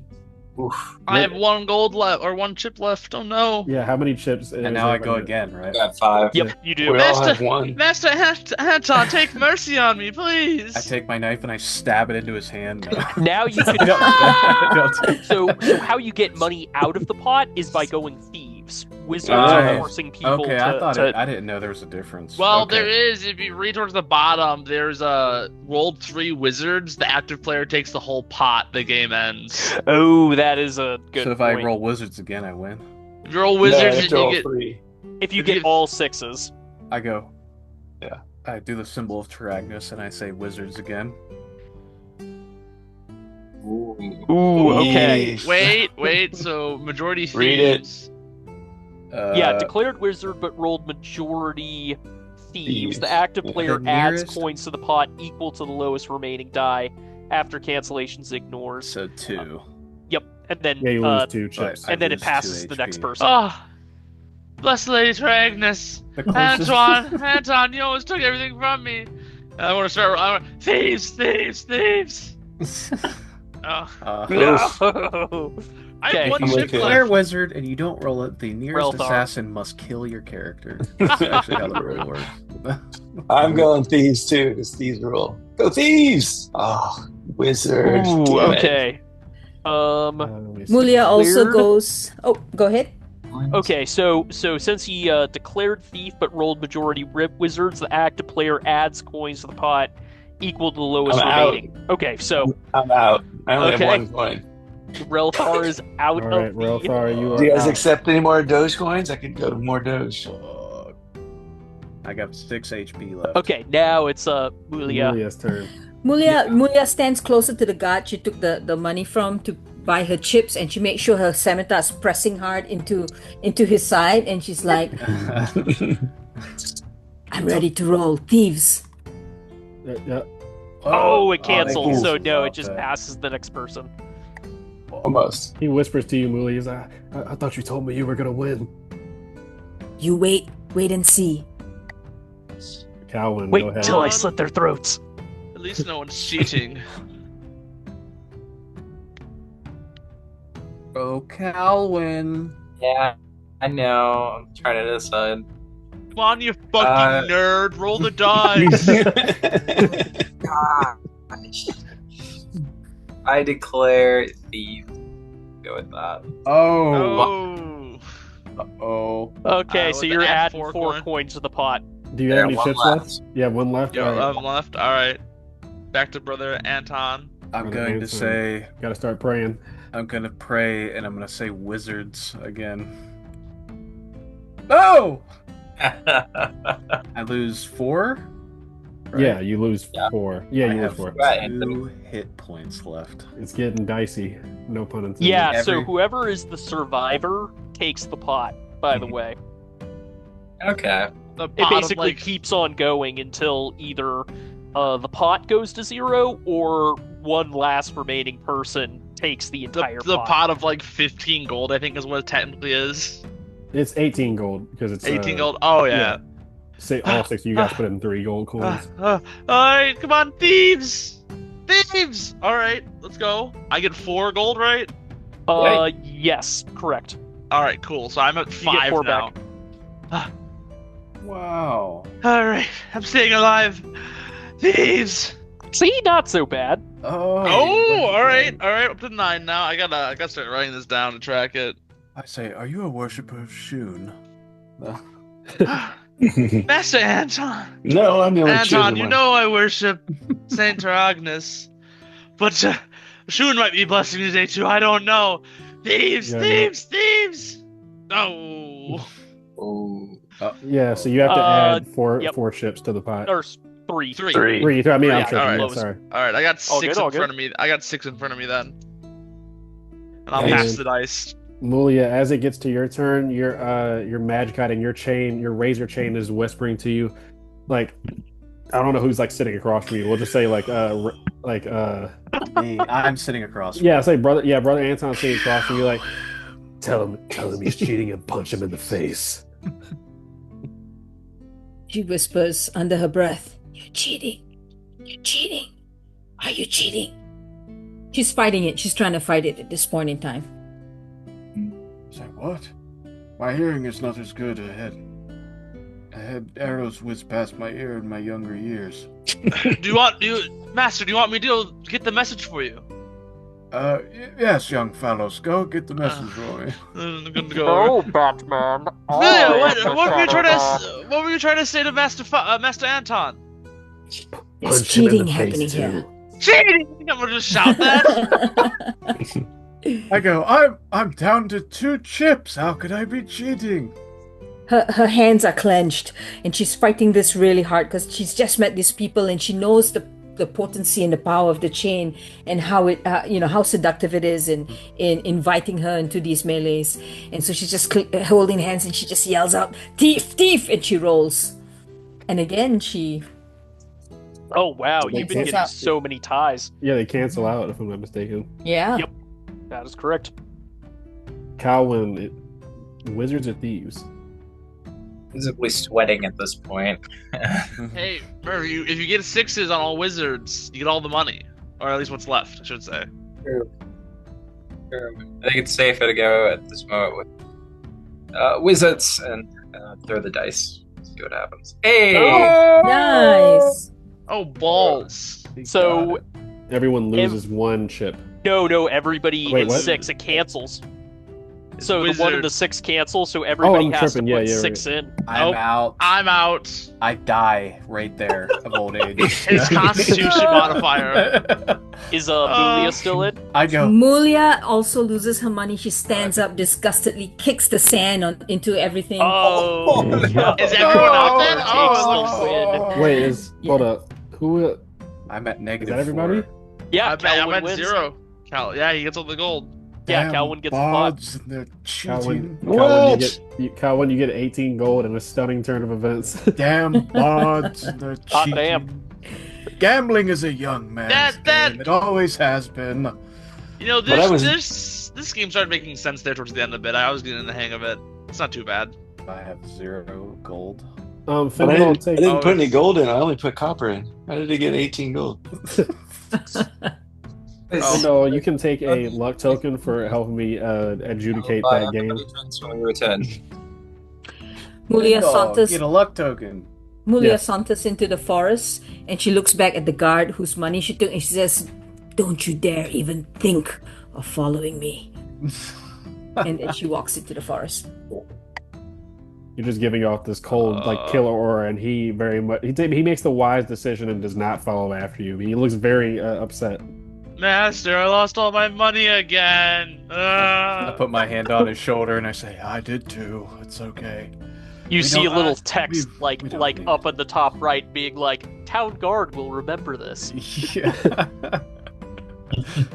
Why do I always go gambling? Wait, did we actually lose money or? Yeah, you got all Yeah. of our money. Yeah, Have you all of our you money. lost 3 gold. Oh, wait, no, not you specifically. The others did. Everybody else lost 3 gold. So you gained 18 gold. I We see. put money into the pot and you just Yeah, took the and I pot. won the pot. Now you Okay. got everything. Don't worry, we'll steal it back from you. Tell me you haven't been to casino without telling me you haven't been to casino. Yeah, you guys look over and you see one of the co-captains who's supposed to be this beacon of stability and support. You see Ashat Fisk is very clearly cheating. Is that you guys just notice because you're off to the side, but at the table you see the other people at the table don't notice, and they're just like sweating as they're losing gold. And he's like, come on, we're all doing this fair and square." But yeah, I do want to say, because I'm looking at the time now, how long is everybody able to keep playing? It's like 11. It's about to be I can 11. play for like another hour. Okay. Basically, what would that be? Midnight your guys' time. Like midnight 30. Midnight 30? Mid 30. Mid 30. Dark 30. I've just I don't never. know. That's a very creative one. I've never heard mid 30 before. It's You MIDI. haven't heard like noon 30, midnight 30? Alright. I've heard noon 30, but not midnight 30. I feel like most people just say 12:30. I don't know. Well, maybe I'm just a night person. Maybe it's that East Coast energy, West Coast energy. I don't know. Yeah. Where's the combat? That's cool, So, kids. Where's the combat? Where's the combat? Yeah, so as these like just there's drinking going on, gambling, everybody's having a good time. It seems like all the tension. There was like a lot of tension, especially between the crawlers and the guards between each other. It's just very they're from two different worlds, so this definitely is like dissolving a lot of the ice that was formed between the two groups. But as that's happening, you guys hear Captain Knuckle like stomps out, and he's like outraged at this at this whole thing going on, and he's just like, "Do you all understand where we are right now? We're at the damn Shadowdark. We don't have time to gamble. If we're not at post patrolling, we're sleeping to conserve for energy tomorrow." But I stand a little bit taller. He's basically just like scolding everybody and say, like, this is supposed to be a military operation, that sort of thing. Like, why are we gambling in the middle of the Shadowdark? Sir, please. This is a good morale boost. Out here, things are not so pleasant. Let them have a little bit of fun. You'll see rewards later. Yeah, a couple guards speak up behind you, and they're like, "Yeah, we're doing this for the morale and such, and it's our first night celebrating for this heroic journey we're on." Like, people try to plead their case and everything. Make me a little charisma check, Mr. Bard. Since this is diplomacy, would you say? Yeah. So I get advantage on diplomacy checks. can I negate this by standing next to Captain Knuckle and acting really weird? Could I just be like real creepy and weird around him? Oh, nat 20. Nat 20, nice. That first roll of the night. Yeah. He lets out, he breathes in deep, and he's just like, "Fine. But this is just because it's the first night. No more of this crap." As he turns on his heel and walks off with his hands behind his back. Captain, you're very kind. Before he walks off, Mulia, who hates bossy people, and recognizing that it's a skill she can use tonight because everything's happening tomorrow night, Smoke steps over and ties his laces together, and then Smoke steps away so no one sees her do this. Yeah, Nice. yeah. You guys see as Captain Knuckle was like turned on his heels and starts walking. He just all of a sudden like falls to the ground, like falls flat on his face, like his face lands in like a mud puddle, that sort of thing. And the guards are laughing, not in like a make fun of him sort of way, but they're just laughing because they're enjoying the festivities. They're like drunk and all that. Hey guys, stop laughing at me! He looks extremely embarrassed as he he stands up and he's trying to untie his shoes in the most professional manner and everything. He's like, That's not funny! "How the hell did..." He's mumbling to himself, and you see the guards are trying to get him to join in on the party and everything. Like, "Come on, Captain!" And he's you can see he's not enjoying this whole thing, and he gets ready to start walking away. They start complaining to the rest, Calwin and the rest of the group. They start complaining to you guys, like, "You guys got to get the captain to join in. He never parties." Oh dear, okay. I'll see what I can do. And I'll go to the captain. Hello, sir. He gives you a nod. So why are you back here, alone? All the men are out here, having a good time. I got to work on logistics. Never know what could happen. What do you mean? Well, in the Shadowdark, there's all manner of things that could show up at any moment. Gotta make sure all the fortifications are in order. Winds could pick up, so I'm just surveying the tents to make sure they don't blow off. Come on now. You have men circulating, on patrol, watching the perimeter. What's the real reason?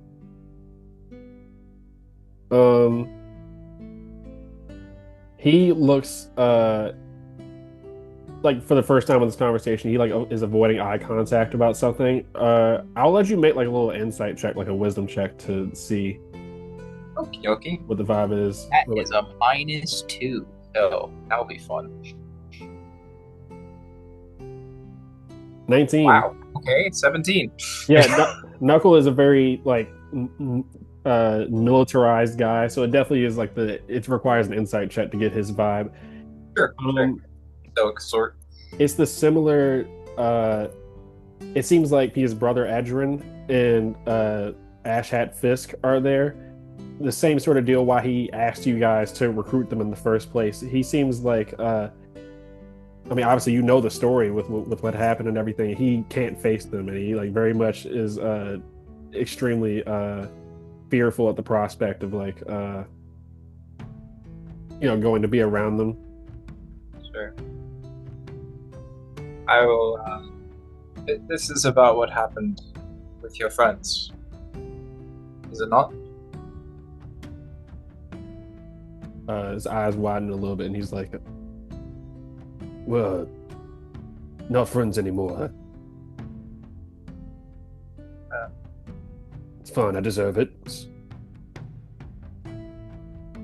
Captain, they told me some stories, but those stories had gaps in them, and I've listened to a lot of stories in my time, and I believe that there might be a little bit more to it than what they know.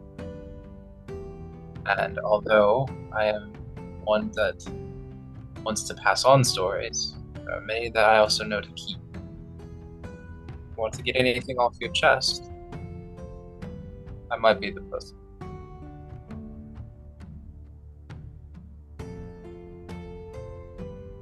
I'll say with that 19 for the insight check, you see that he is very like genuinely like touched at the gesture, but it's hidden behind this like drill sergeant sort of personality that he has, and he's just like he like puts his hand on your shoulder. It's about as expressive as you're gonna get him to be, and he's just like so some mistakes can't be forgiven, kid.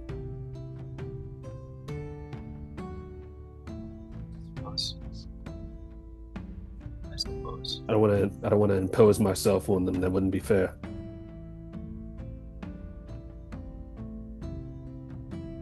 I understand.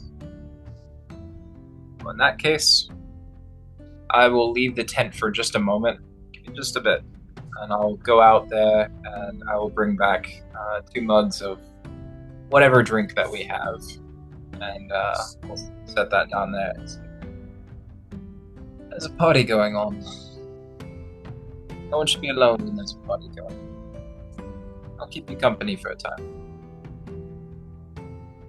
We can go over these logistics if you like. Second pair of eyes, Paul. He picks up the drink and he looks like he stares at it for a really long time. And you know that you heard about a lot about his one of the primary things he was known for in the fort back when he was a crawler was that he was a drunk, and a violent drunk at that. So he's staring at this cup and it looks like he's like reliving a lot of memories. But after like about a minute or two of silence, he looks over and he's like, that now that I think about it, I think the soldiers probably would do well for some morale if I came there. So I'll stop by for a minute or two just to make sure that the spirits are up. Good. It warms my heart to hear. The soldiers, they were asking for you, so I think that will do them very good, even for a short time.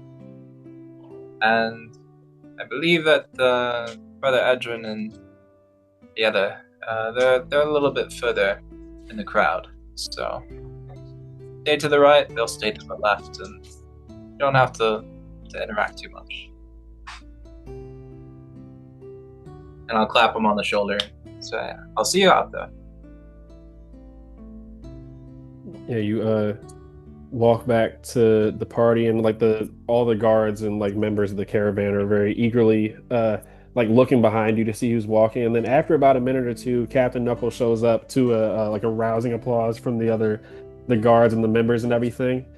And yeah, the celebration keeps continuing for about like 20, 30 more minutes, and then there's like a little like final like feast and everything for some stuff that Brother Edrin had made, and they like set up a table specifically, or like a little like section specifically for like the captains to sit, and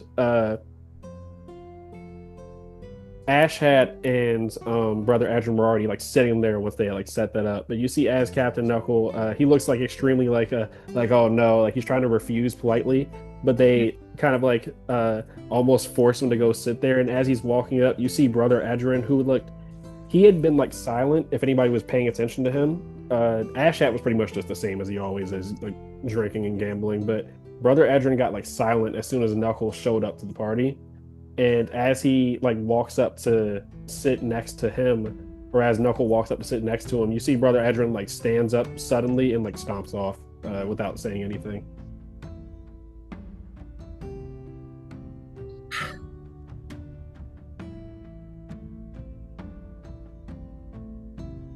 You said it was Edrin that stomped off, right? Yeah.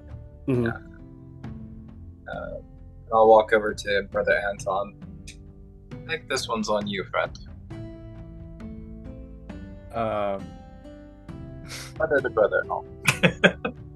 All right.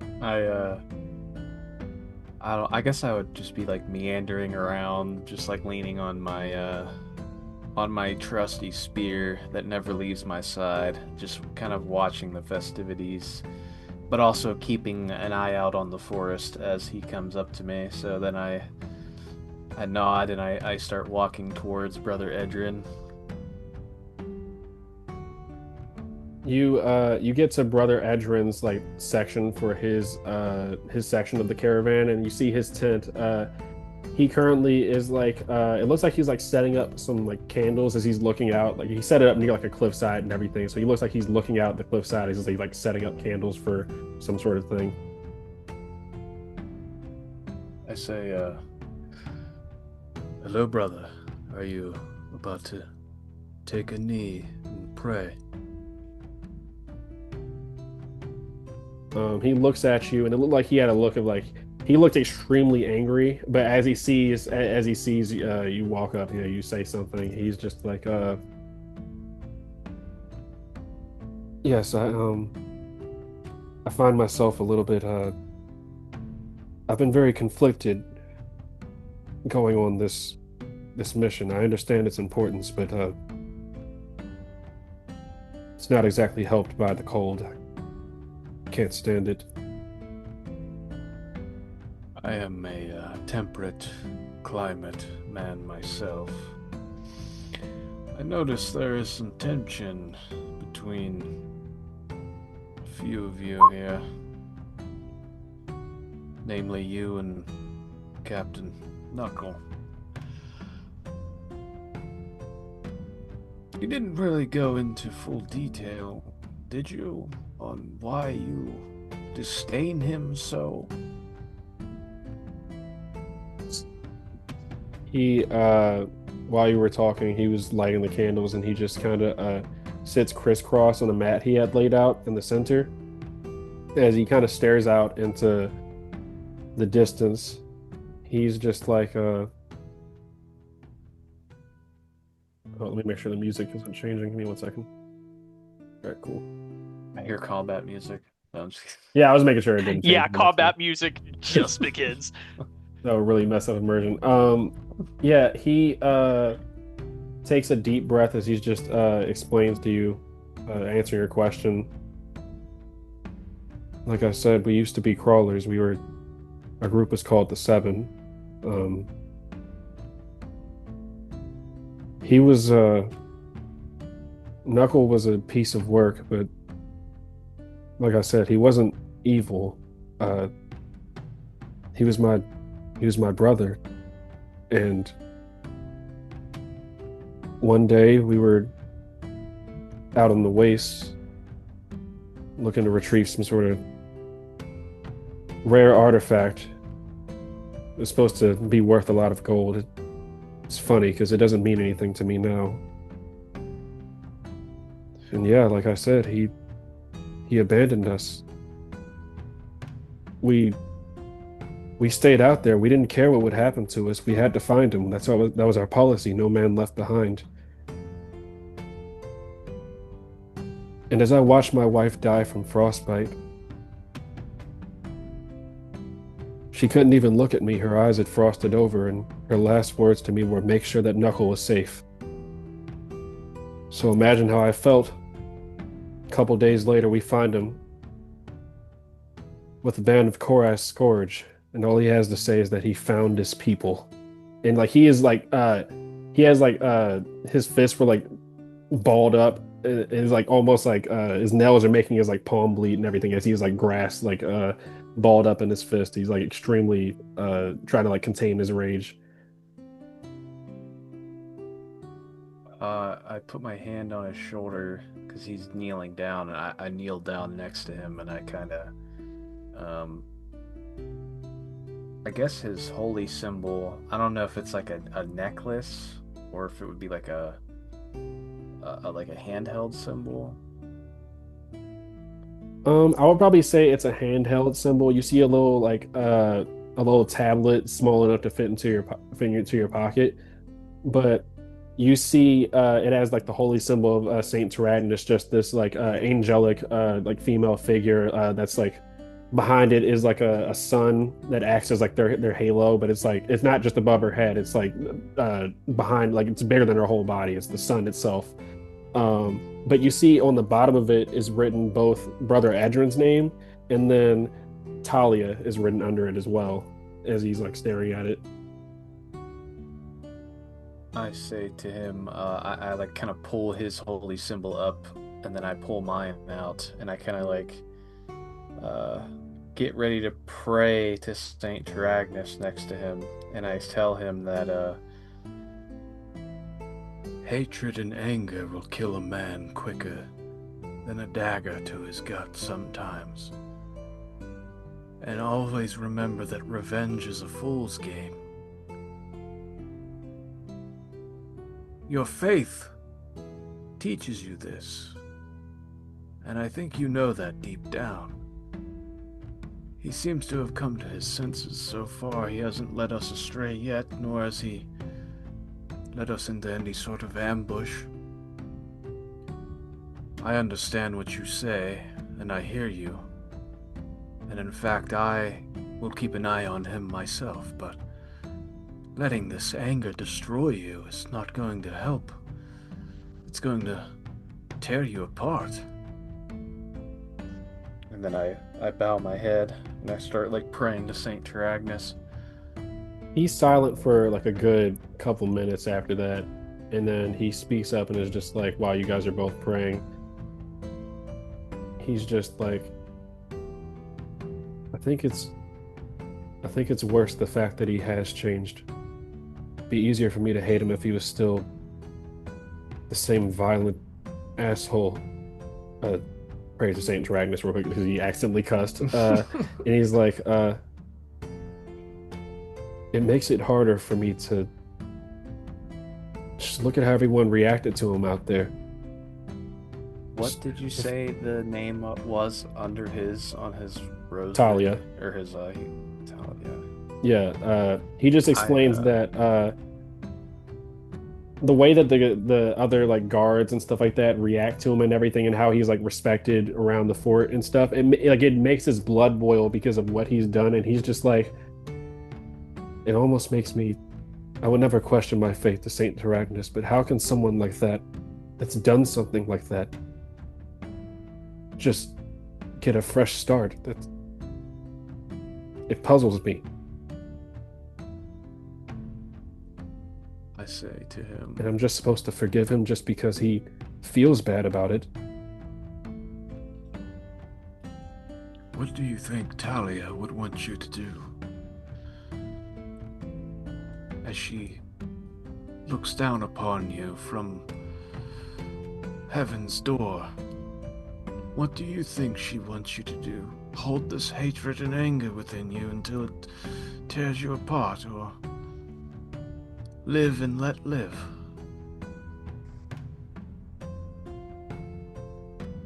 You're right.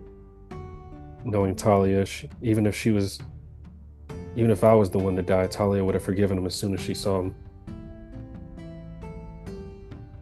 Have you tried talking to him? I know this is going to sound cliche, but sometimes when you hold anger in your heart towards somebody and you don't speak to them, it's easy to hold on to that anger because you see them as your lesser or almost not human. Sometimes hearing things from another's perspective is all it takes to truly open your eyes to the world. He nods, and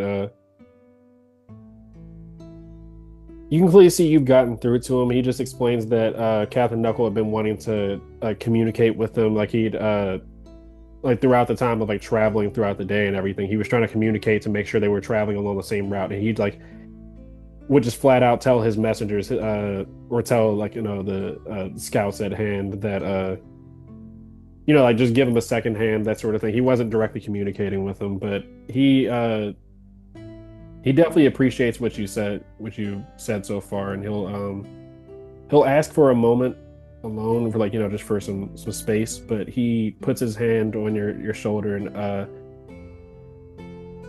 he's teary-eyed and stuff, but he gives you a nod and says he'd like to be alone for a little while.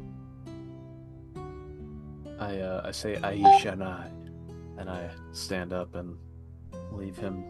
Aisha and I, be. brother. I pat him on the shoulder and then I step away from him. I don't want to hog the spotlight, but my next player instinct is to go to Captain Knuckle and talk to him, but I don't want to hog the spotlight for too long. Well, would the rest of you guys be saying anything to Captain Knuckle? It looks like he's very not embarrassed, but it looks like this is something that he was expecting and it's like the worst thing that he could think of happened, that sort of thing. Bindle looks like a lump of leaves out in the woods right now, so by all means. Camouflage. That's what his stinky cloak is for. Right. I like the cartoonish image of you, like just this pile of leaves and two blinking eyes. Pretty much, yeah. That's how Findle has like survived this long. He's kind of, I can't remember what movie it was. Just real quick digression and just being like, beds give me nightmares. So he like hangs out well outside of camp. Anyway. Yeah. Mulia, what were you? Mulia's going to say that she avoids all this touchy-feely thing as she's far away as well, probably very close to Findle, hiding with him underneath the leaves or something. Yeah, you guys are just chilling. Is Phallos, like, what does Phallos think at this whole situation? Is he doing anything, or is he just like he doesn't really care? Phallos would have kept drinking after he lost Gamblings. He was still upset about that. Yeah. You're just in a drunken stupor, not even paying attention to this whole that checks. Yeah. I lost all my money. He's a henchman after all. As Brother Anton returns, you can see like a crowd of people. Seeing that Captain Knuckles is very embarrassed right now, I'm trying to alleviate some of the pressure on him, and so I would hop up and start telling one of the tales that I would have recorded, one of the exciting adventures. And as Anton walks in, he would hear, like, "You killed my father!" "No, I am your father." And the whole crowd just, "Ah!" Yeah, the crowd is transfixed. Like, what happens next? And then they ruined the next 12 books. Wait, didn't they just kiss his sister then? You'll never believe what they did in the next 3 books that came out. It was What written the by a fuck, completely Lucas? different author. A new author took over and ruined the entire storyline. But yeah, well, I guess Well, I'll walk up to Captain Knuckle then, if nobody objects and says, "Please stop talking, Anthony." Do it. Do it, man. I walk up to Captain Knuckle and I kind of What is he doing? I'll ask you. Is he like just like sitting at a table drinking, or is he just kind of now standing and watching everything from Yeah, afar? the latter. He's it looks like he's slowly trying to what is it called when you try to like quietly exit a party, that sort of thing. So you kind The of like Irish goodbye. the Irish goodbye. Yeah, so he's like Yeah. pretend, like making sure everybody's okay here, like random place, and he's like slowly walking away from the party. I, I take offense to that. I follow him, and when he's alone, I kind of stop him, and I have a bit of a I guess intense look on my face, like as I walk with my staff towards him in a very like Gandalf way. Mm. Not my staff, my spear. I keep saying staff, but it's a spear. I use it like a walking stick. And I get up to him and I say, Captain Knuckle, a word for a moment. Turns and looks at you. If you don't mind, since you are the leader of this caravan, I would like to know a bit about who is leading us into the ruination. as I lean on my spear like this, I say, Little birdie told me some things that I'm curious about. I've heard one side of the Bush's story, and now I'm looking for the other. Maybe it will give me clarity before I pass any sort of judgment. You can clearly tell this is a very touchy subject for him as he understands what you're alluding to and everything. He like shifts uncomfortably, that sort of stuff. Like you can really see that he's very very uncomfortable, but he straightens up and says, it's it's understandable. I don't, it's strange. I've thought about this so much, yet once it's time for me to talk about it, hard for me to put together the words. Ever since I grew up in the orphanage in Fort Fairhollow. Wasn't as glamorous as it is now with Brother Edrin's leadership. And I guess I didn't really have the supervision other than Brother Edrin, and my friends kind of lost my way. It's hard when everybody looks at you walk in the room and they immediately assume you're there to beat and rob them or start trouble, or oh, you can't talk to this person, they have a temper, that sort of thing. It's not an excuse, it's just I got used to everyone thinking that because I'm a half-orc I have to act one way. I decided to lean into it, and it was fun. I'd fight, beat up somebody, take a drink whenever I wanted, became a crawler and got some gold, and I could do it all over again. And I guess the more I did that, the more alone I felt. One day we're out there in the waste, and I had always wondered what others of my kind were like. Of course, they were Korath Scourge, but they were like me. And found out my father was formerly a chief of the Korath Scourge bandit tribe. He wasn't around at that time. It was my uncle that found me, and it felt like I had someone that understood me for the first time. I don't know what I was thinking. It's just when I saw my friends show up, I almost felt like they would be better off without me. So I just told them what I thought would make them go away the quickest. Next couple years after that was a haze. I don't really remember. I just lived my previous lifestyle times 10. could do whatever I wanted. And then they were going to make me chief, and I just remember looking at myself and not knowing who I was anymore. Came back to the fort, and the Baron was kind enough to take me in.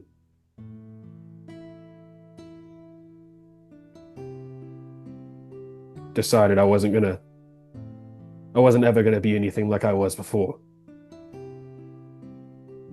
I hope I've done some good since then, but I understand your wariness about me, and trust me, I have no illusions about where I'm headed after I die. I just want to do something better for the time I got left. They say treachery is one of the greatest sins a man can commit. At least, that's what we're taught. As long as you are aware of the brevity of that situation, the Korath Scourge are friends of no one. They seek to do nothing but destroy and pillage until there is nothing left.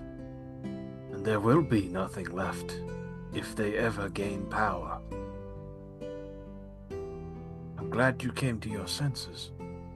And you seem like a good man. I trust you, but your friends still hold a bit of a grudge, it would seem. Now, I am no therapist. I am merely a man of God. And my God teaches me forgiveness. But with that forgiveness, there are two sides of one coin. You must work on yourself and fix your friendships before it's too late. Because every day out here could be our last. All it takes is an arrow to your neck or your head, and it's all over. And that's if you're lucky. Some of us won't be awarded a quick death. Others will die a slow and horrific, painful death, if you could call it that. Yes, I don't mean to interrupt you. It's just I've run through this 100 times. That's all I think about. I just sometimes forgiveness isn't required. I've been trying to communicate with Brother Edrin. It's been very hard to try to communicate or try to coordinate routes. I'll figure it out. Appreciate the gesture. Of course. I'll leave you to it then. I walk away. All right. What is everybody else doing while all this was going on? I think at this point, it was after the games and stuff, I would pretty much be crashing out. But I would be telling the rest of them about book 8 and how it's the worst one ever. So. Yeah, you've gotten into the later points of this series. So everybody was transfixed at first with the story, but you see a whole bunch of people are getting angry. I'm like, what kind of character is this? As you're describing.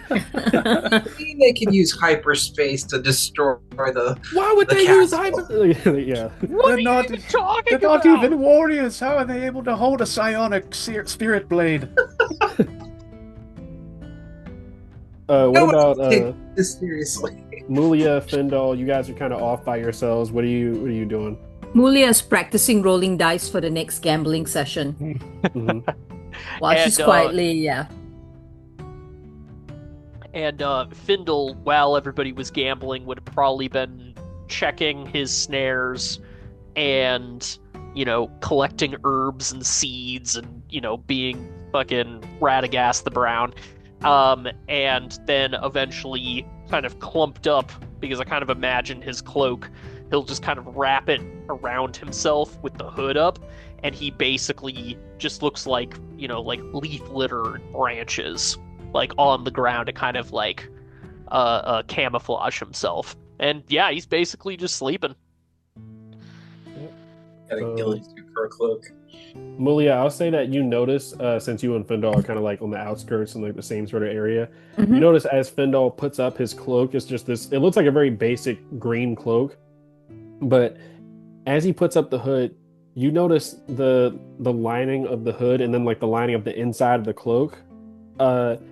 You see for a split second this like picturesque like forest like imagery within the cloak. It's like almost like the way to describe it is like picture someone put up a minor illusion of like a forest and everything. There's like birds like flying around inside of it and everything, but they like attached it to the inside of the cloak. That's what it looks like. So Mulia appreciates fine clothing, so she immediately tells herself, I need to get to know this person, and I need to get one of those nice cloaks. Then she goes back to practicing her dice throwing. And Findle is a...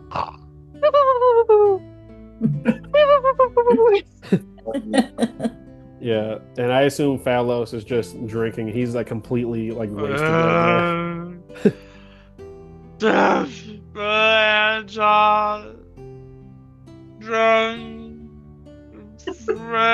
Yeah, brother Anton, you come back to Phallos is just like completely gone. All right, it's time for bed, Phallos. I take the alcohol out of his hand. And I put his arm over my shoulder, and his legs are dangling off the ground as I'm just carrying him. I want to keep drinking. No, you'll regret it in the morning. I could have won so much money. You see, as you're carrying him off, you know, his brother Edrin was walking up to you guys specifically as you guys were convening at your section of the camp to wind down for the night. He looks a little bit awkward as he notices how wasted Phallos is, and he's like, "This probably isn't the best time." You've all met Heidi, right? She's a nice girl. She's a part of my section. Oh, she was very kind to us earlier. Yes, we've met her. Why? Well, apparently Walt had set up some sort of like snare system on the outside, and he was bragging about it, that sort of thing. And Heidi spoke up, said that she had already been ahead of him and improved on his traps, and he got really upset about it and basically sent her out to be the one to go retrieve any sort of animals that were caught by these snares. And she was a little bit nervous, so she asked me to ask you if you guys could accompany her. That was like our kind of job. I figured this would be a good way to act as a patrol. We haven't sent out a scouting patrol within the last 30 minutes or so. Yes, we could. I start like shaking Findal. He puts his hand on or not Findal, Phallos. Sorry. Yeah, he says, "I'm not a healer, but I at least know this much." So he has the bless spell, but for this specific purpose, I'll say that because Knuckle used to be one of his teammates, he knows how to cure hangovers, that sort of deal. Or not hangovers, but he knows how to cure, temporarily cure like drunkenness for a little bit, at least to like lessen it for a little bit and stuff. So I'll say you're not drunk for like maybe the next hour, but after that you'll be feeling the effects of your night that you've been having. Oh, I guess Spindle's patrol wasn't good enough. Oh, I feel wired right now, Anton. I don't know what he did to me, but oh my god. Walking up to I got a great amount of energy right now, Master. meet with the others, but he'd have like a whole group of people that are following to the last bit of the story, and that's when she said, "I'm May Cloud Runner." Oh, and they all just like. There has to be more after this. There's no way this is how the trilogy ends. They're begging you to keep going on with the story. But some say the author died after that. Others say he laughed himself from the highest building. Others say he sold out. But no, yeah. So, was about to say, you guys eventually end up convening to where Heidi is, and to explain, for you, Fendal, this is probably, I'll probably say this is the first time you're impressed by someone else's nature work and everything, because like you weren't the one to put up all these snares and stuff like that, so you don't know where each one is specifically. Uh, but yeah, you're just noticing the craftsmanship. It's like Heidi's good at making traps, but she's not nature. She's not knowledgeable in nature, but her knowledge of traps is so advanced that she's able to like just work with the material she's got within the wilderness. All right, sounds good. She waves at you guys. I'll say at this point that you kind of notice a little bit of like a tick that she has, where she constantly is adjusting the mask on her face as if it's like too big for her face and it's like really uncomfortable to wear. But she starts walking to the different snares and stuff like that to get different game that have been caught. We quickly wake up Ralthar and shake him and scream like somebody's breaking into the camp, and then it's actually just inviting him to come with us. Oh, I'm sleeping like the dead. I'm just like stiff bored. Somebody had to carry him. Light as I've a been feather, chosen, stiff so as a board. We have to bring him with us. Because my combat senses are tingling. Mulia's razor chain woke her up because it thrives on instances where it could get itself involved in combat. So it kind of woke her up. She's like, "What's going on?" And then she sees y'all walking out of camp, and so she joins y'all. But she's still in the back, in among the trees. You don't really see her, but she's there. Oh. Any good catches tonight, Heidi? Are you going to say to her as I kind of get out there? She looks back at you a little bit sheepish, and she's like, I hope so. I'm not terribly good at this sort of thing, so I hope I did well." Well, what do you all got? How much do you have? Yeah, you guys get to, it's just a time lapse of you guys getting into different traps, and they've caught, there's been like a numerous amount of like game to be caught. So any sort of like, it'll be the situation where if the caravan die went down from a D20, it would go back up, that sort of thing. The combination of Findal's traps and then Heidi's traps, it's caught like various things like more deer, some like very fattened rabbits and stuff, a boar, that sort of thing. Let me switch the ambience real quick just to what it would be. This is some fantastic work. You should take more pride in yourself. She looks a bit embarrassed. She's like, I'm sure that, any of you guys could probably have done this sort of thing. It's not that big of a deal." Oh, no. Back where I came from, I was terrible at almost everything, so trust me, I could not have helped you with even this. She has the mask on, so you can't obviously see her facial expression, but you can tell she's very happy at the compliment and everything. It looks like she's a little bit uncomfortable, as if she's not used to getting compliments and stuff. But as you guys walk along the muddied sort of hill region that you guys are at, having to step over some puddles and everything, you get to where do I put this? So, to you guys' surprise, as you guys have been collecting the various Phalos, you're getting put to work for sure. Be having to carry a lot of the stuff and everything. As you guys, polar bear. Yeah, as you guys are walking, just casually making conversation with each other, you see a baby polar bear. I'm not sure if your characters would know what a polar bear is specifically. You know it's a bear, but you never. Some of you might have never seen a polar bear. White fur. Yeah, just white fur. But you see it's a baby polar bear, like a juvenile polar bear, and its leg is just mangled by one of the traps and everything.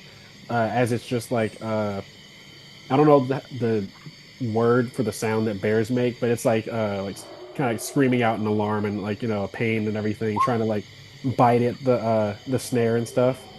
It's extremely small. It's not even. It's probably like smaller than. I'd say it's about like a little bit smaller than a mastiff, that sort of deal. So it's still a bear, but it's a baby, clearly, as it's writhing in pain, that sort of thing. I think Relthar will go up to a druid and say, "Hey, do you have any magics that can help calm this creature or pass placate it? If not, I could put it to sleep and we can maybe heal it. I do think we have to watch out for the mother." Oh, it's you. Oh, sorry. I stand. He followed you by the stench. That's how he found Yeah. you. I found you the stench, What? yeah. I thought the pile of dung was a little bit off. What is this all They about? woke me too, so I'm awake, you're awake, buddy. All right, so you say you have a bear problem. Oh, couldn't it wait till morning?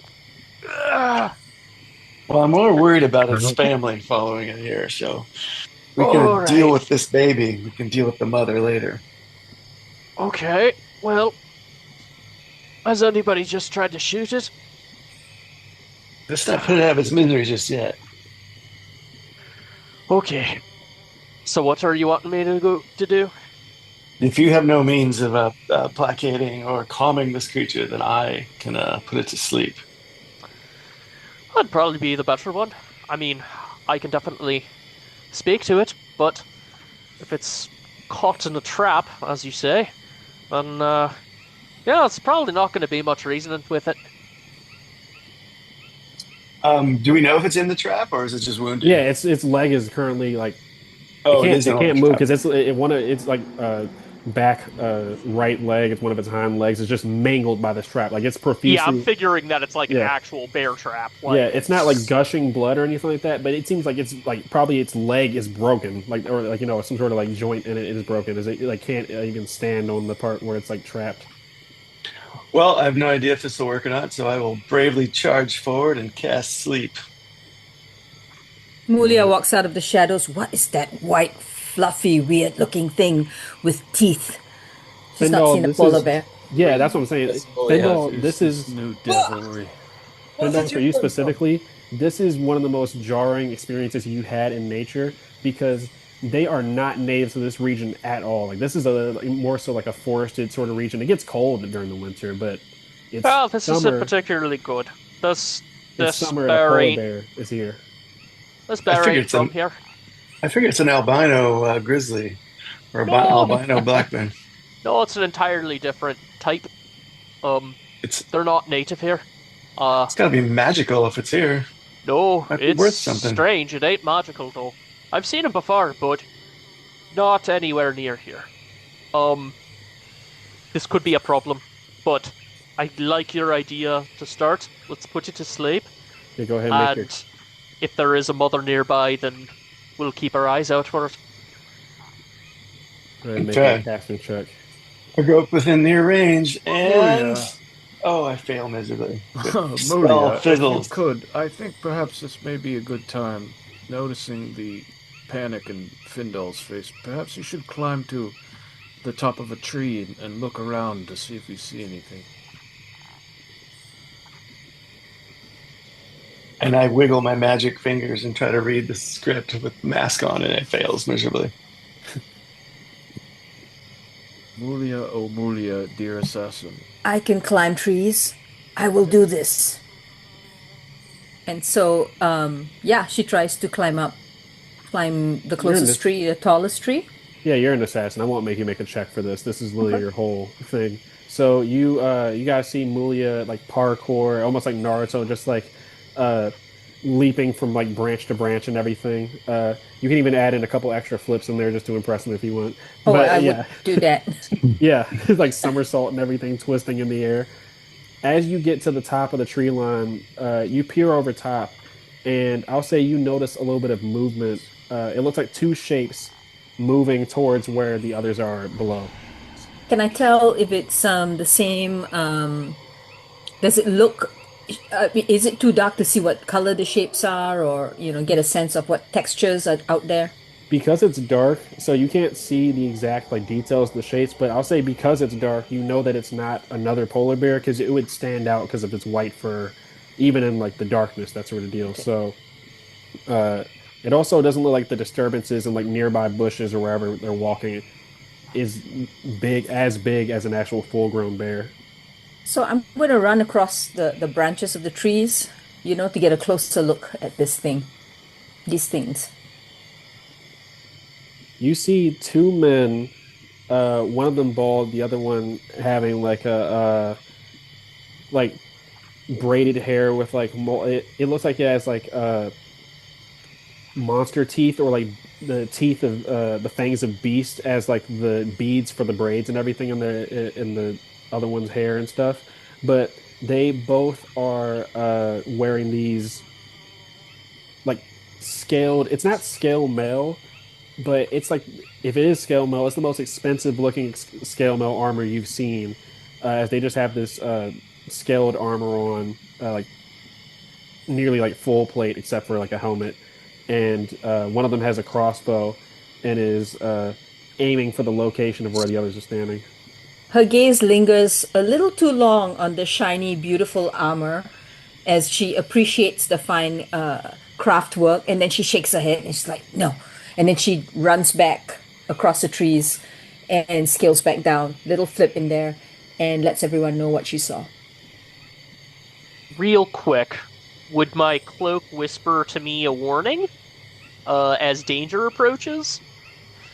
Yeah, so the way that I was thinking about that as well with your cloak is that it. So for reference to this is the easiest way to explain for the Penangolin encounter that you had last time, it would have started whispering to you while she was about to transform. So it's not like it detects like hostile action that sort of thing. Or like, so you definitely would start to hear like the sounds of like animals like whispering and or not whispering, animals like chirping in your ear, just like increase as Mulia communicates this information. A crossbow bolt flies and lands near the polar bear, kind of startling it, the baby polar bear.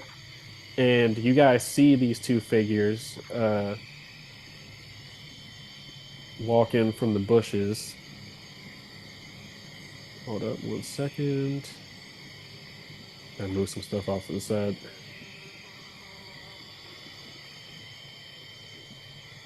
You guys see More Rascadai. you guys see two armored men walk up, and like I was describing to Mulia, this is like probably the most extravagant armor you've seen short of mithril. It's not mithril, but it's this like armor comprised of multiple scales. One of them, the one with the braids with the beast teeth, uh, his is like a bluish sort of color, and then the other one is a blackish sort of color that still sparkles a little bit brilliantly in this moonlight. You see the one with the black scale armor is dragging a chain that is connected to like a small cage, and you see within that cage is a draconic looking creature. It's wingless, but it's about the size of like a German Shepherd. It has these like brilliant jade green scales, and it appears to be like very profusely bleeding as it is like cowering in the like as far back within the cage as it can. It's like staring at the man that's dragging the cage. Uh, the one who shot the crossbow lowers it and he says, "Hey, come on now. This here's our kill." Not one of our likely, that's our traps. snare. Might be your snare, but we've been chasing this thing for about an hour. I think the rule of the hunt is whoever's property it lands in is their kill. Hey, what do you got in that cage there? I'm gonna chime in. The one with that had the chain leading to the cage, and he speaks up and he's like, "That ain't none of your business." I'll trade you this bear for that creature you got in the cage.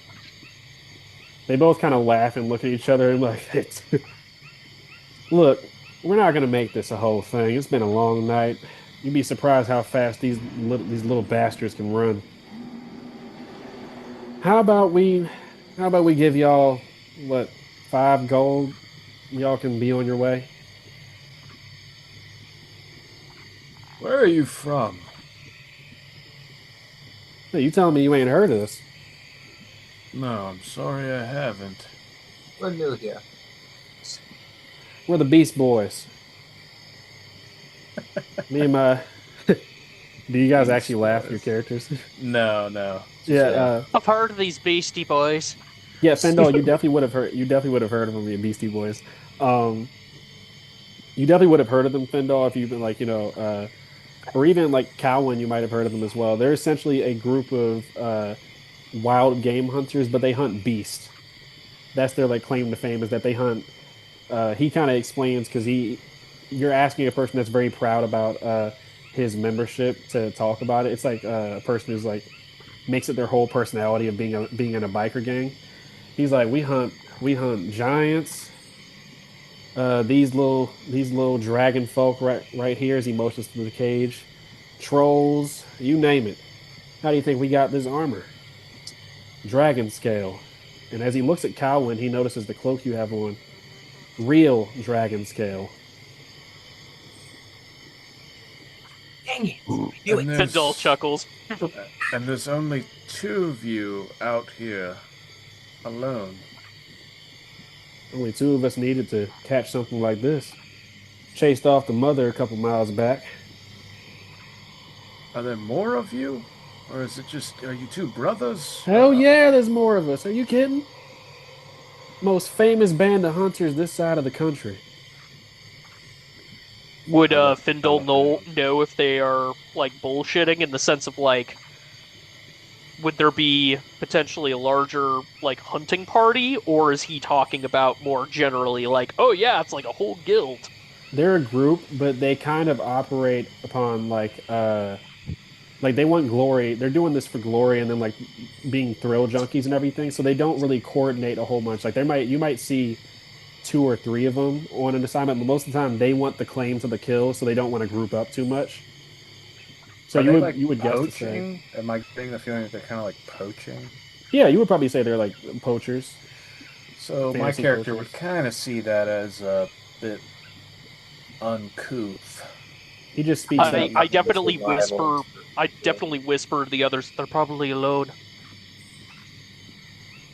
He just one of them. Walk up to the cage, just like casually. He's gonna be like, wow, look at this thing. As he's gonna start sketching it in his book. Yeah, you notice the one that's holding the cage. The draconic wingless creature inside tries to like bash against the cage to get out, and you see the one that's dragging the cage. He takes out a spear and like stabs it in the leg. You sit down. Hey, I'll be doing that. What is this thing yours? No, but it showed some respect. All right, then. So shut the fuck up. Are you aware of the territory that you are trespassing in? Territory. I don't see no fancy banners around here. I gesture to everybody standing behind me, and also to Calvin, who's standing in front, up next to the cage. I say, You're walking into territory that is owned by somebody else, hunting game on property that you do not own. You see, he starts motioning. He looks at it. They kind of look at each other for a second or two, and then the lead one with the black scale armor looks at you, and he's like, you see the other one starts like slowly moving his hand up his hip to like rest on the hilt of his sword. He doesn't draw it, but the lead one looks at you, and he's like, he kind of laughs a little bit, and he says, "Look, like I said, I don't see no fancy banners that y'all usually put up for civilizations. I don't see no claim, no scratches on the trees. So as far as I'm concerned, this is wilderness just the same as everywhere else." Julia slinks into the shadows and starts climbing the trees so she's above them. Mm-hmm. You're also poaching game by killing young bears. You're aware of how dangerous that is for the ecosystem of this forest, do you not? This is how I know I'm talking to a city boy in the first place. These things ain't a part of this ecosystem. I don't know where the fuck these things came from, and I don't care. This thing's fur is gonna sell a fortune. Findle pipes in. He's like, "Do you really expect us to carve on every tree of our territory? Well, what you've stumbled into is a crime. and the punishment is pretty severe. And we could take you in and get a pretty penny for it. Or you can leave this bar and you leave your Drake and be on your way. And you'll be lucky for it. Carlos.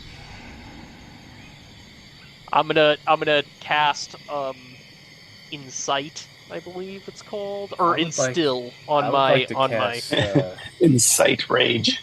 Incite Rage. Yeah, I'm gonna cast a Instill on spell my also. staff. I want to cast Holy Weapon on my spear to make it glow, basically, to try and look more intimidating. Carlos, can you bring me some dried meat from one of the ration kits? I'm not feeding that fucking thing. You don't have to. Neither are you. No, don't go near that thing's fucking mouth. Do you see what it looks like? Fucking hell, man, you're gonna kill yourself. It's a beautiful creature. You What are you should listen. talking? I don't give a fuck how beautiful you might think it is. That thing will eat your arm off. You should I listen. thought you were the henchman. I thought henchmen just have to do what we say. That's a good point. I listen to Master Anton and no one else. You can fuck off. Calm yourself. Anton, are you gonna let him use such The worst henchman ever. How much He's we a paying bit, him? he's a bit drunk from the festivities. You'll have to forgive him. One of the men speaks up when Phallos was talking about the Drake being the cage Drake being super dangerous. He speaks up and he's like, "You should listen to your friend. These things are pretty dangerous. We caught it without a hitch." He's not our friend. He's the henchman. Regardless of what he is, he makes a point. You know, anybody who could catch such a dangerous creature might be even more dangerous. How about y'all take these 5 gold pieces for each of y'all? I'm sure it's a lot, and you make the smart decision. I'm over by the cage as well. Thank the 4 lords for you heroes saving us from a caged animal and one that's in a trap. I'm poking this thing in the cage too with the stick, and I'm like, "I told you they're worth money. Like, a lot more than 5." And I'm like yelling back to the group. I don't think y'all understand the deal here. We're taking this bear. We're giving y'all the chance. We're being gracious and kind enough to give y'all some money to just fuck off. He rests his hand on his sword and he says, "But obviously, if you need a little bit more persuasion, that can be arranged." Wait. Listen.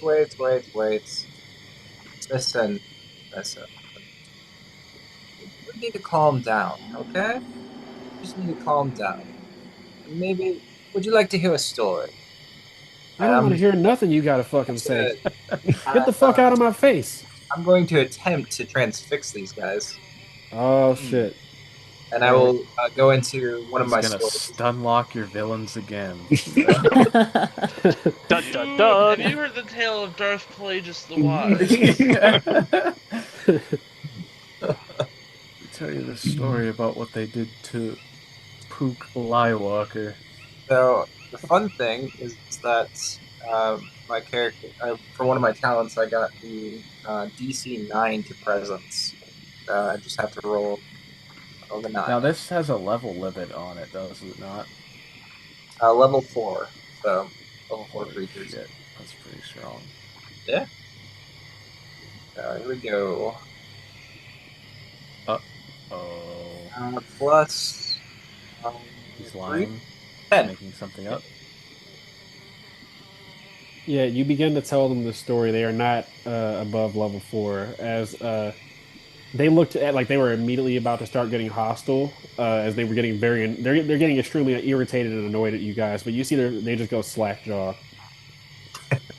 I start telling them like some story that teaches a moral lesson about poaching and treating animals with some respect. And I'm like gesturing to them like, go. Yeah, Findle will casually go up and relinquish one of them of their weapon.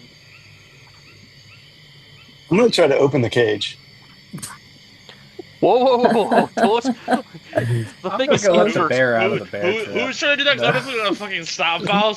Don't fucking do that! Are they like they're magically like stunned, or are they just like friendly to you? How's it worded? All it says is that They're transfixed, I think. It's fixed, so they're Fascinating. basically like you're like an anglerfish, and they're just Yeah. distracted by you. Pretty much. Yeah, I think it's like fascination from AD&D. I picture it as him like walking over, like putting his hands on them, just kind of walking them around, Yeah. telling a story, being really friendly with them. You know, Who's Some going sort of to free the bear from the snare? I'm not doing that. I actually am No. gonna walk up to the other guy. I guess I'm gonna follow suit with Findal and relieve him of his weapon, and we're gonna start. I say, well, these two lot will have to answer to Captain Knuckle, it would seem. I believe so. I will take care of the bear. She's very keenly she's overcome when it comes to animals with very little power. Any being that has very little power. So she wants to try and free the bear. Yeah, it's gonna take about a minute to like undo like the mechanisms of like the snare and stuff. As Heidi made it like very advanced, but yeah, whoever is walking up, treetops like Spider-Man. yeah, she just Hell Mulia just like 3-point stance lands from the trees. But everybody who's walking up to the bear, the baby bear. I'm gonna need like a wisdom check, like just animal handling, that sort of deal. Either wisdom or charisma, whichever one is higher for you, to get this baby bear to like cooperate with you or like not see you as a threat, because it's very frightened right now. Could I roll at advantage, speaking in bear tongue? Yeah. I imagine I should probably do another focus check for the fascination. Yeah, it does last a minute, so however long that would be. What type of sword did they have? Oh, So these are just standard longswords. They're not magic weapons, but these are extremely finely crafted weapons. It just seems like Fendel is the most aware of like what the Beast Boys do, but they both show off and wear the various like parts of Beast that they catch, but they also sell them for a fortune. So it's really like high risk sort of thing where most of them end up dying, but the ones that do succeed and make it have shit like this where it's like finely crafted, looks like it's like somewhat dwarven in origin, a sword, and it looks like they probably got this at the same time they got this dragon scale armor, since the hilt has a little bit like dragon wings, like the shape of it and stuff. I say, fellas, come here. Quickly. Okay. I hand this sword Master. to you. This long sword. This very fine long sword. Oh, very nice find here. I'll add my character sheet real As they're quick. coming out of their transfixion. I yeah, I believe. rolled a 2, unfortunately, so You're just I like imagine you're just like this, and then they just both like double punch you. So there's going to be a couple things that I think this is a good point to end off the session with a little bit of a cliffhanger. Yeah. So Mulia, you Pulls were up walking a up to this. second long sword. You're walking up to this baby bear, and like, how are you approaching it and everything? It looks at you, it like snarls at you and stuff, and it tries to like roar, but it's a baby, so it just comes out like the same volume as its cry and stuff. She's not seen a creature like this, so she tries to treat it the way she would treat any big cat from her her own country or her own geographic area. So she avoids snarling or smiling because she knows that threatens wild animals. And so instead she mimics the sound and gets low to the ground and starts crouching and crawling up to it slowly until she's close enough where she can just put her hand on it for a little while and just calm it down, and then slowly try to remove the trap. It looks at you very suspiciously, but like something about the body language that you have, and then Fendal is helping you as well. But something about you guys' body language, and then like, if at any point you're making like a misstep, Fendal can like Is he helping? Correct I thought you. He disarmed. I thought he was helping with that. Yeah, I just basically, like, kind of how I was seeing it is that I took his long sword, kind of clocked what Mulia was doing, I see. went over to make sure she wasn't going to, like, get into too much trouble, but since she's, like, calming down the bear, I'll be like, I have a quick method of getting it out. and I can cast that spell. Whoa. Yes. So you're able to Mulia moves distract out it. of the way. Yeah, you're able to distract it as that's actually pretty crazy. That's a cool spell. Um, as Fendel is casting the spell, like you're doing your ritual for it. The baby bear is focused on you, Mulia, and you see it has like these really sad eyes. Like it seems like it's extremely panicked and stressed. As apparently, according to these guys, it's been being chased for miles. So uh, it kind of looks at you, and as you get closer, you see it like leans forward to like rest its head on your hand, or like brush up against you, that sort of thing, because it just needs comfort right now. You can tell. Oh, that goes right into Mulia's heart. I mean, she's just all like melted on the inside, but she's acting all tough, and so she looks at Fendel and she says, "Yes, please do this." All And right, and the trap itself ages by 35 years. all the different brambles and different parts that Heidi had put together. You see, Heidi was like very silent. She's been very, very silent just because she doesn't know what to do with the situation. But she is very emotional about this. And as you age the brambles and parts that make up this trap, you look over and Calwin, you keep trying to like speak and everything, but it's like I don't know how you would flavor it, but like you just run out of words to say, and you misstep for 1 second, and the magic deactivates on these guys. So they don't have their swords right now, but you see they are furious. And as the lead one is about to start yelling, you hear a loud, like behind the bushes, you hear like a whole bunch of like branches snap, and you hear like oof, oof, angry breathing on the other side of some large creature. And as we end the session, you guys see leaping out from the bushes. Let me see. Chaotic scene.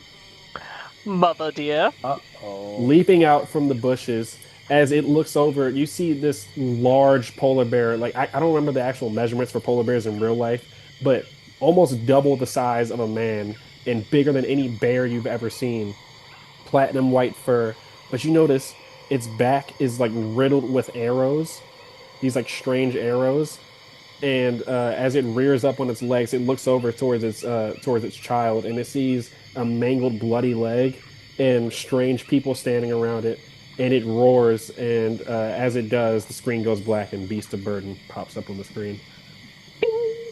Shadowdark to follow. Yeah. Another day.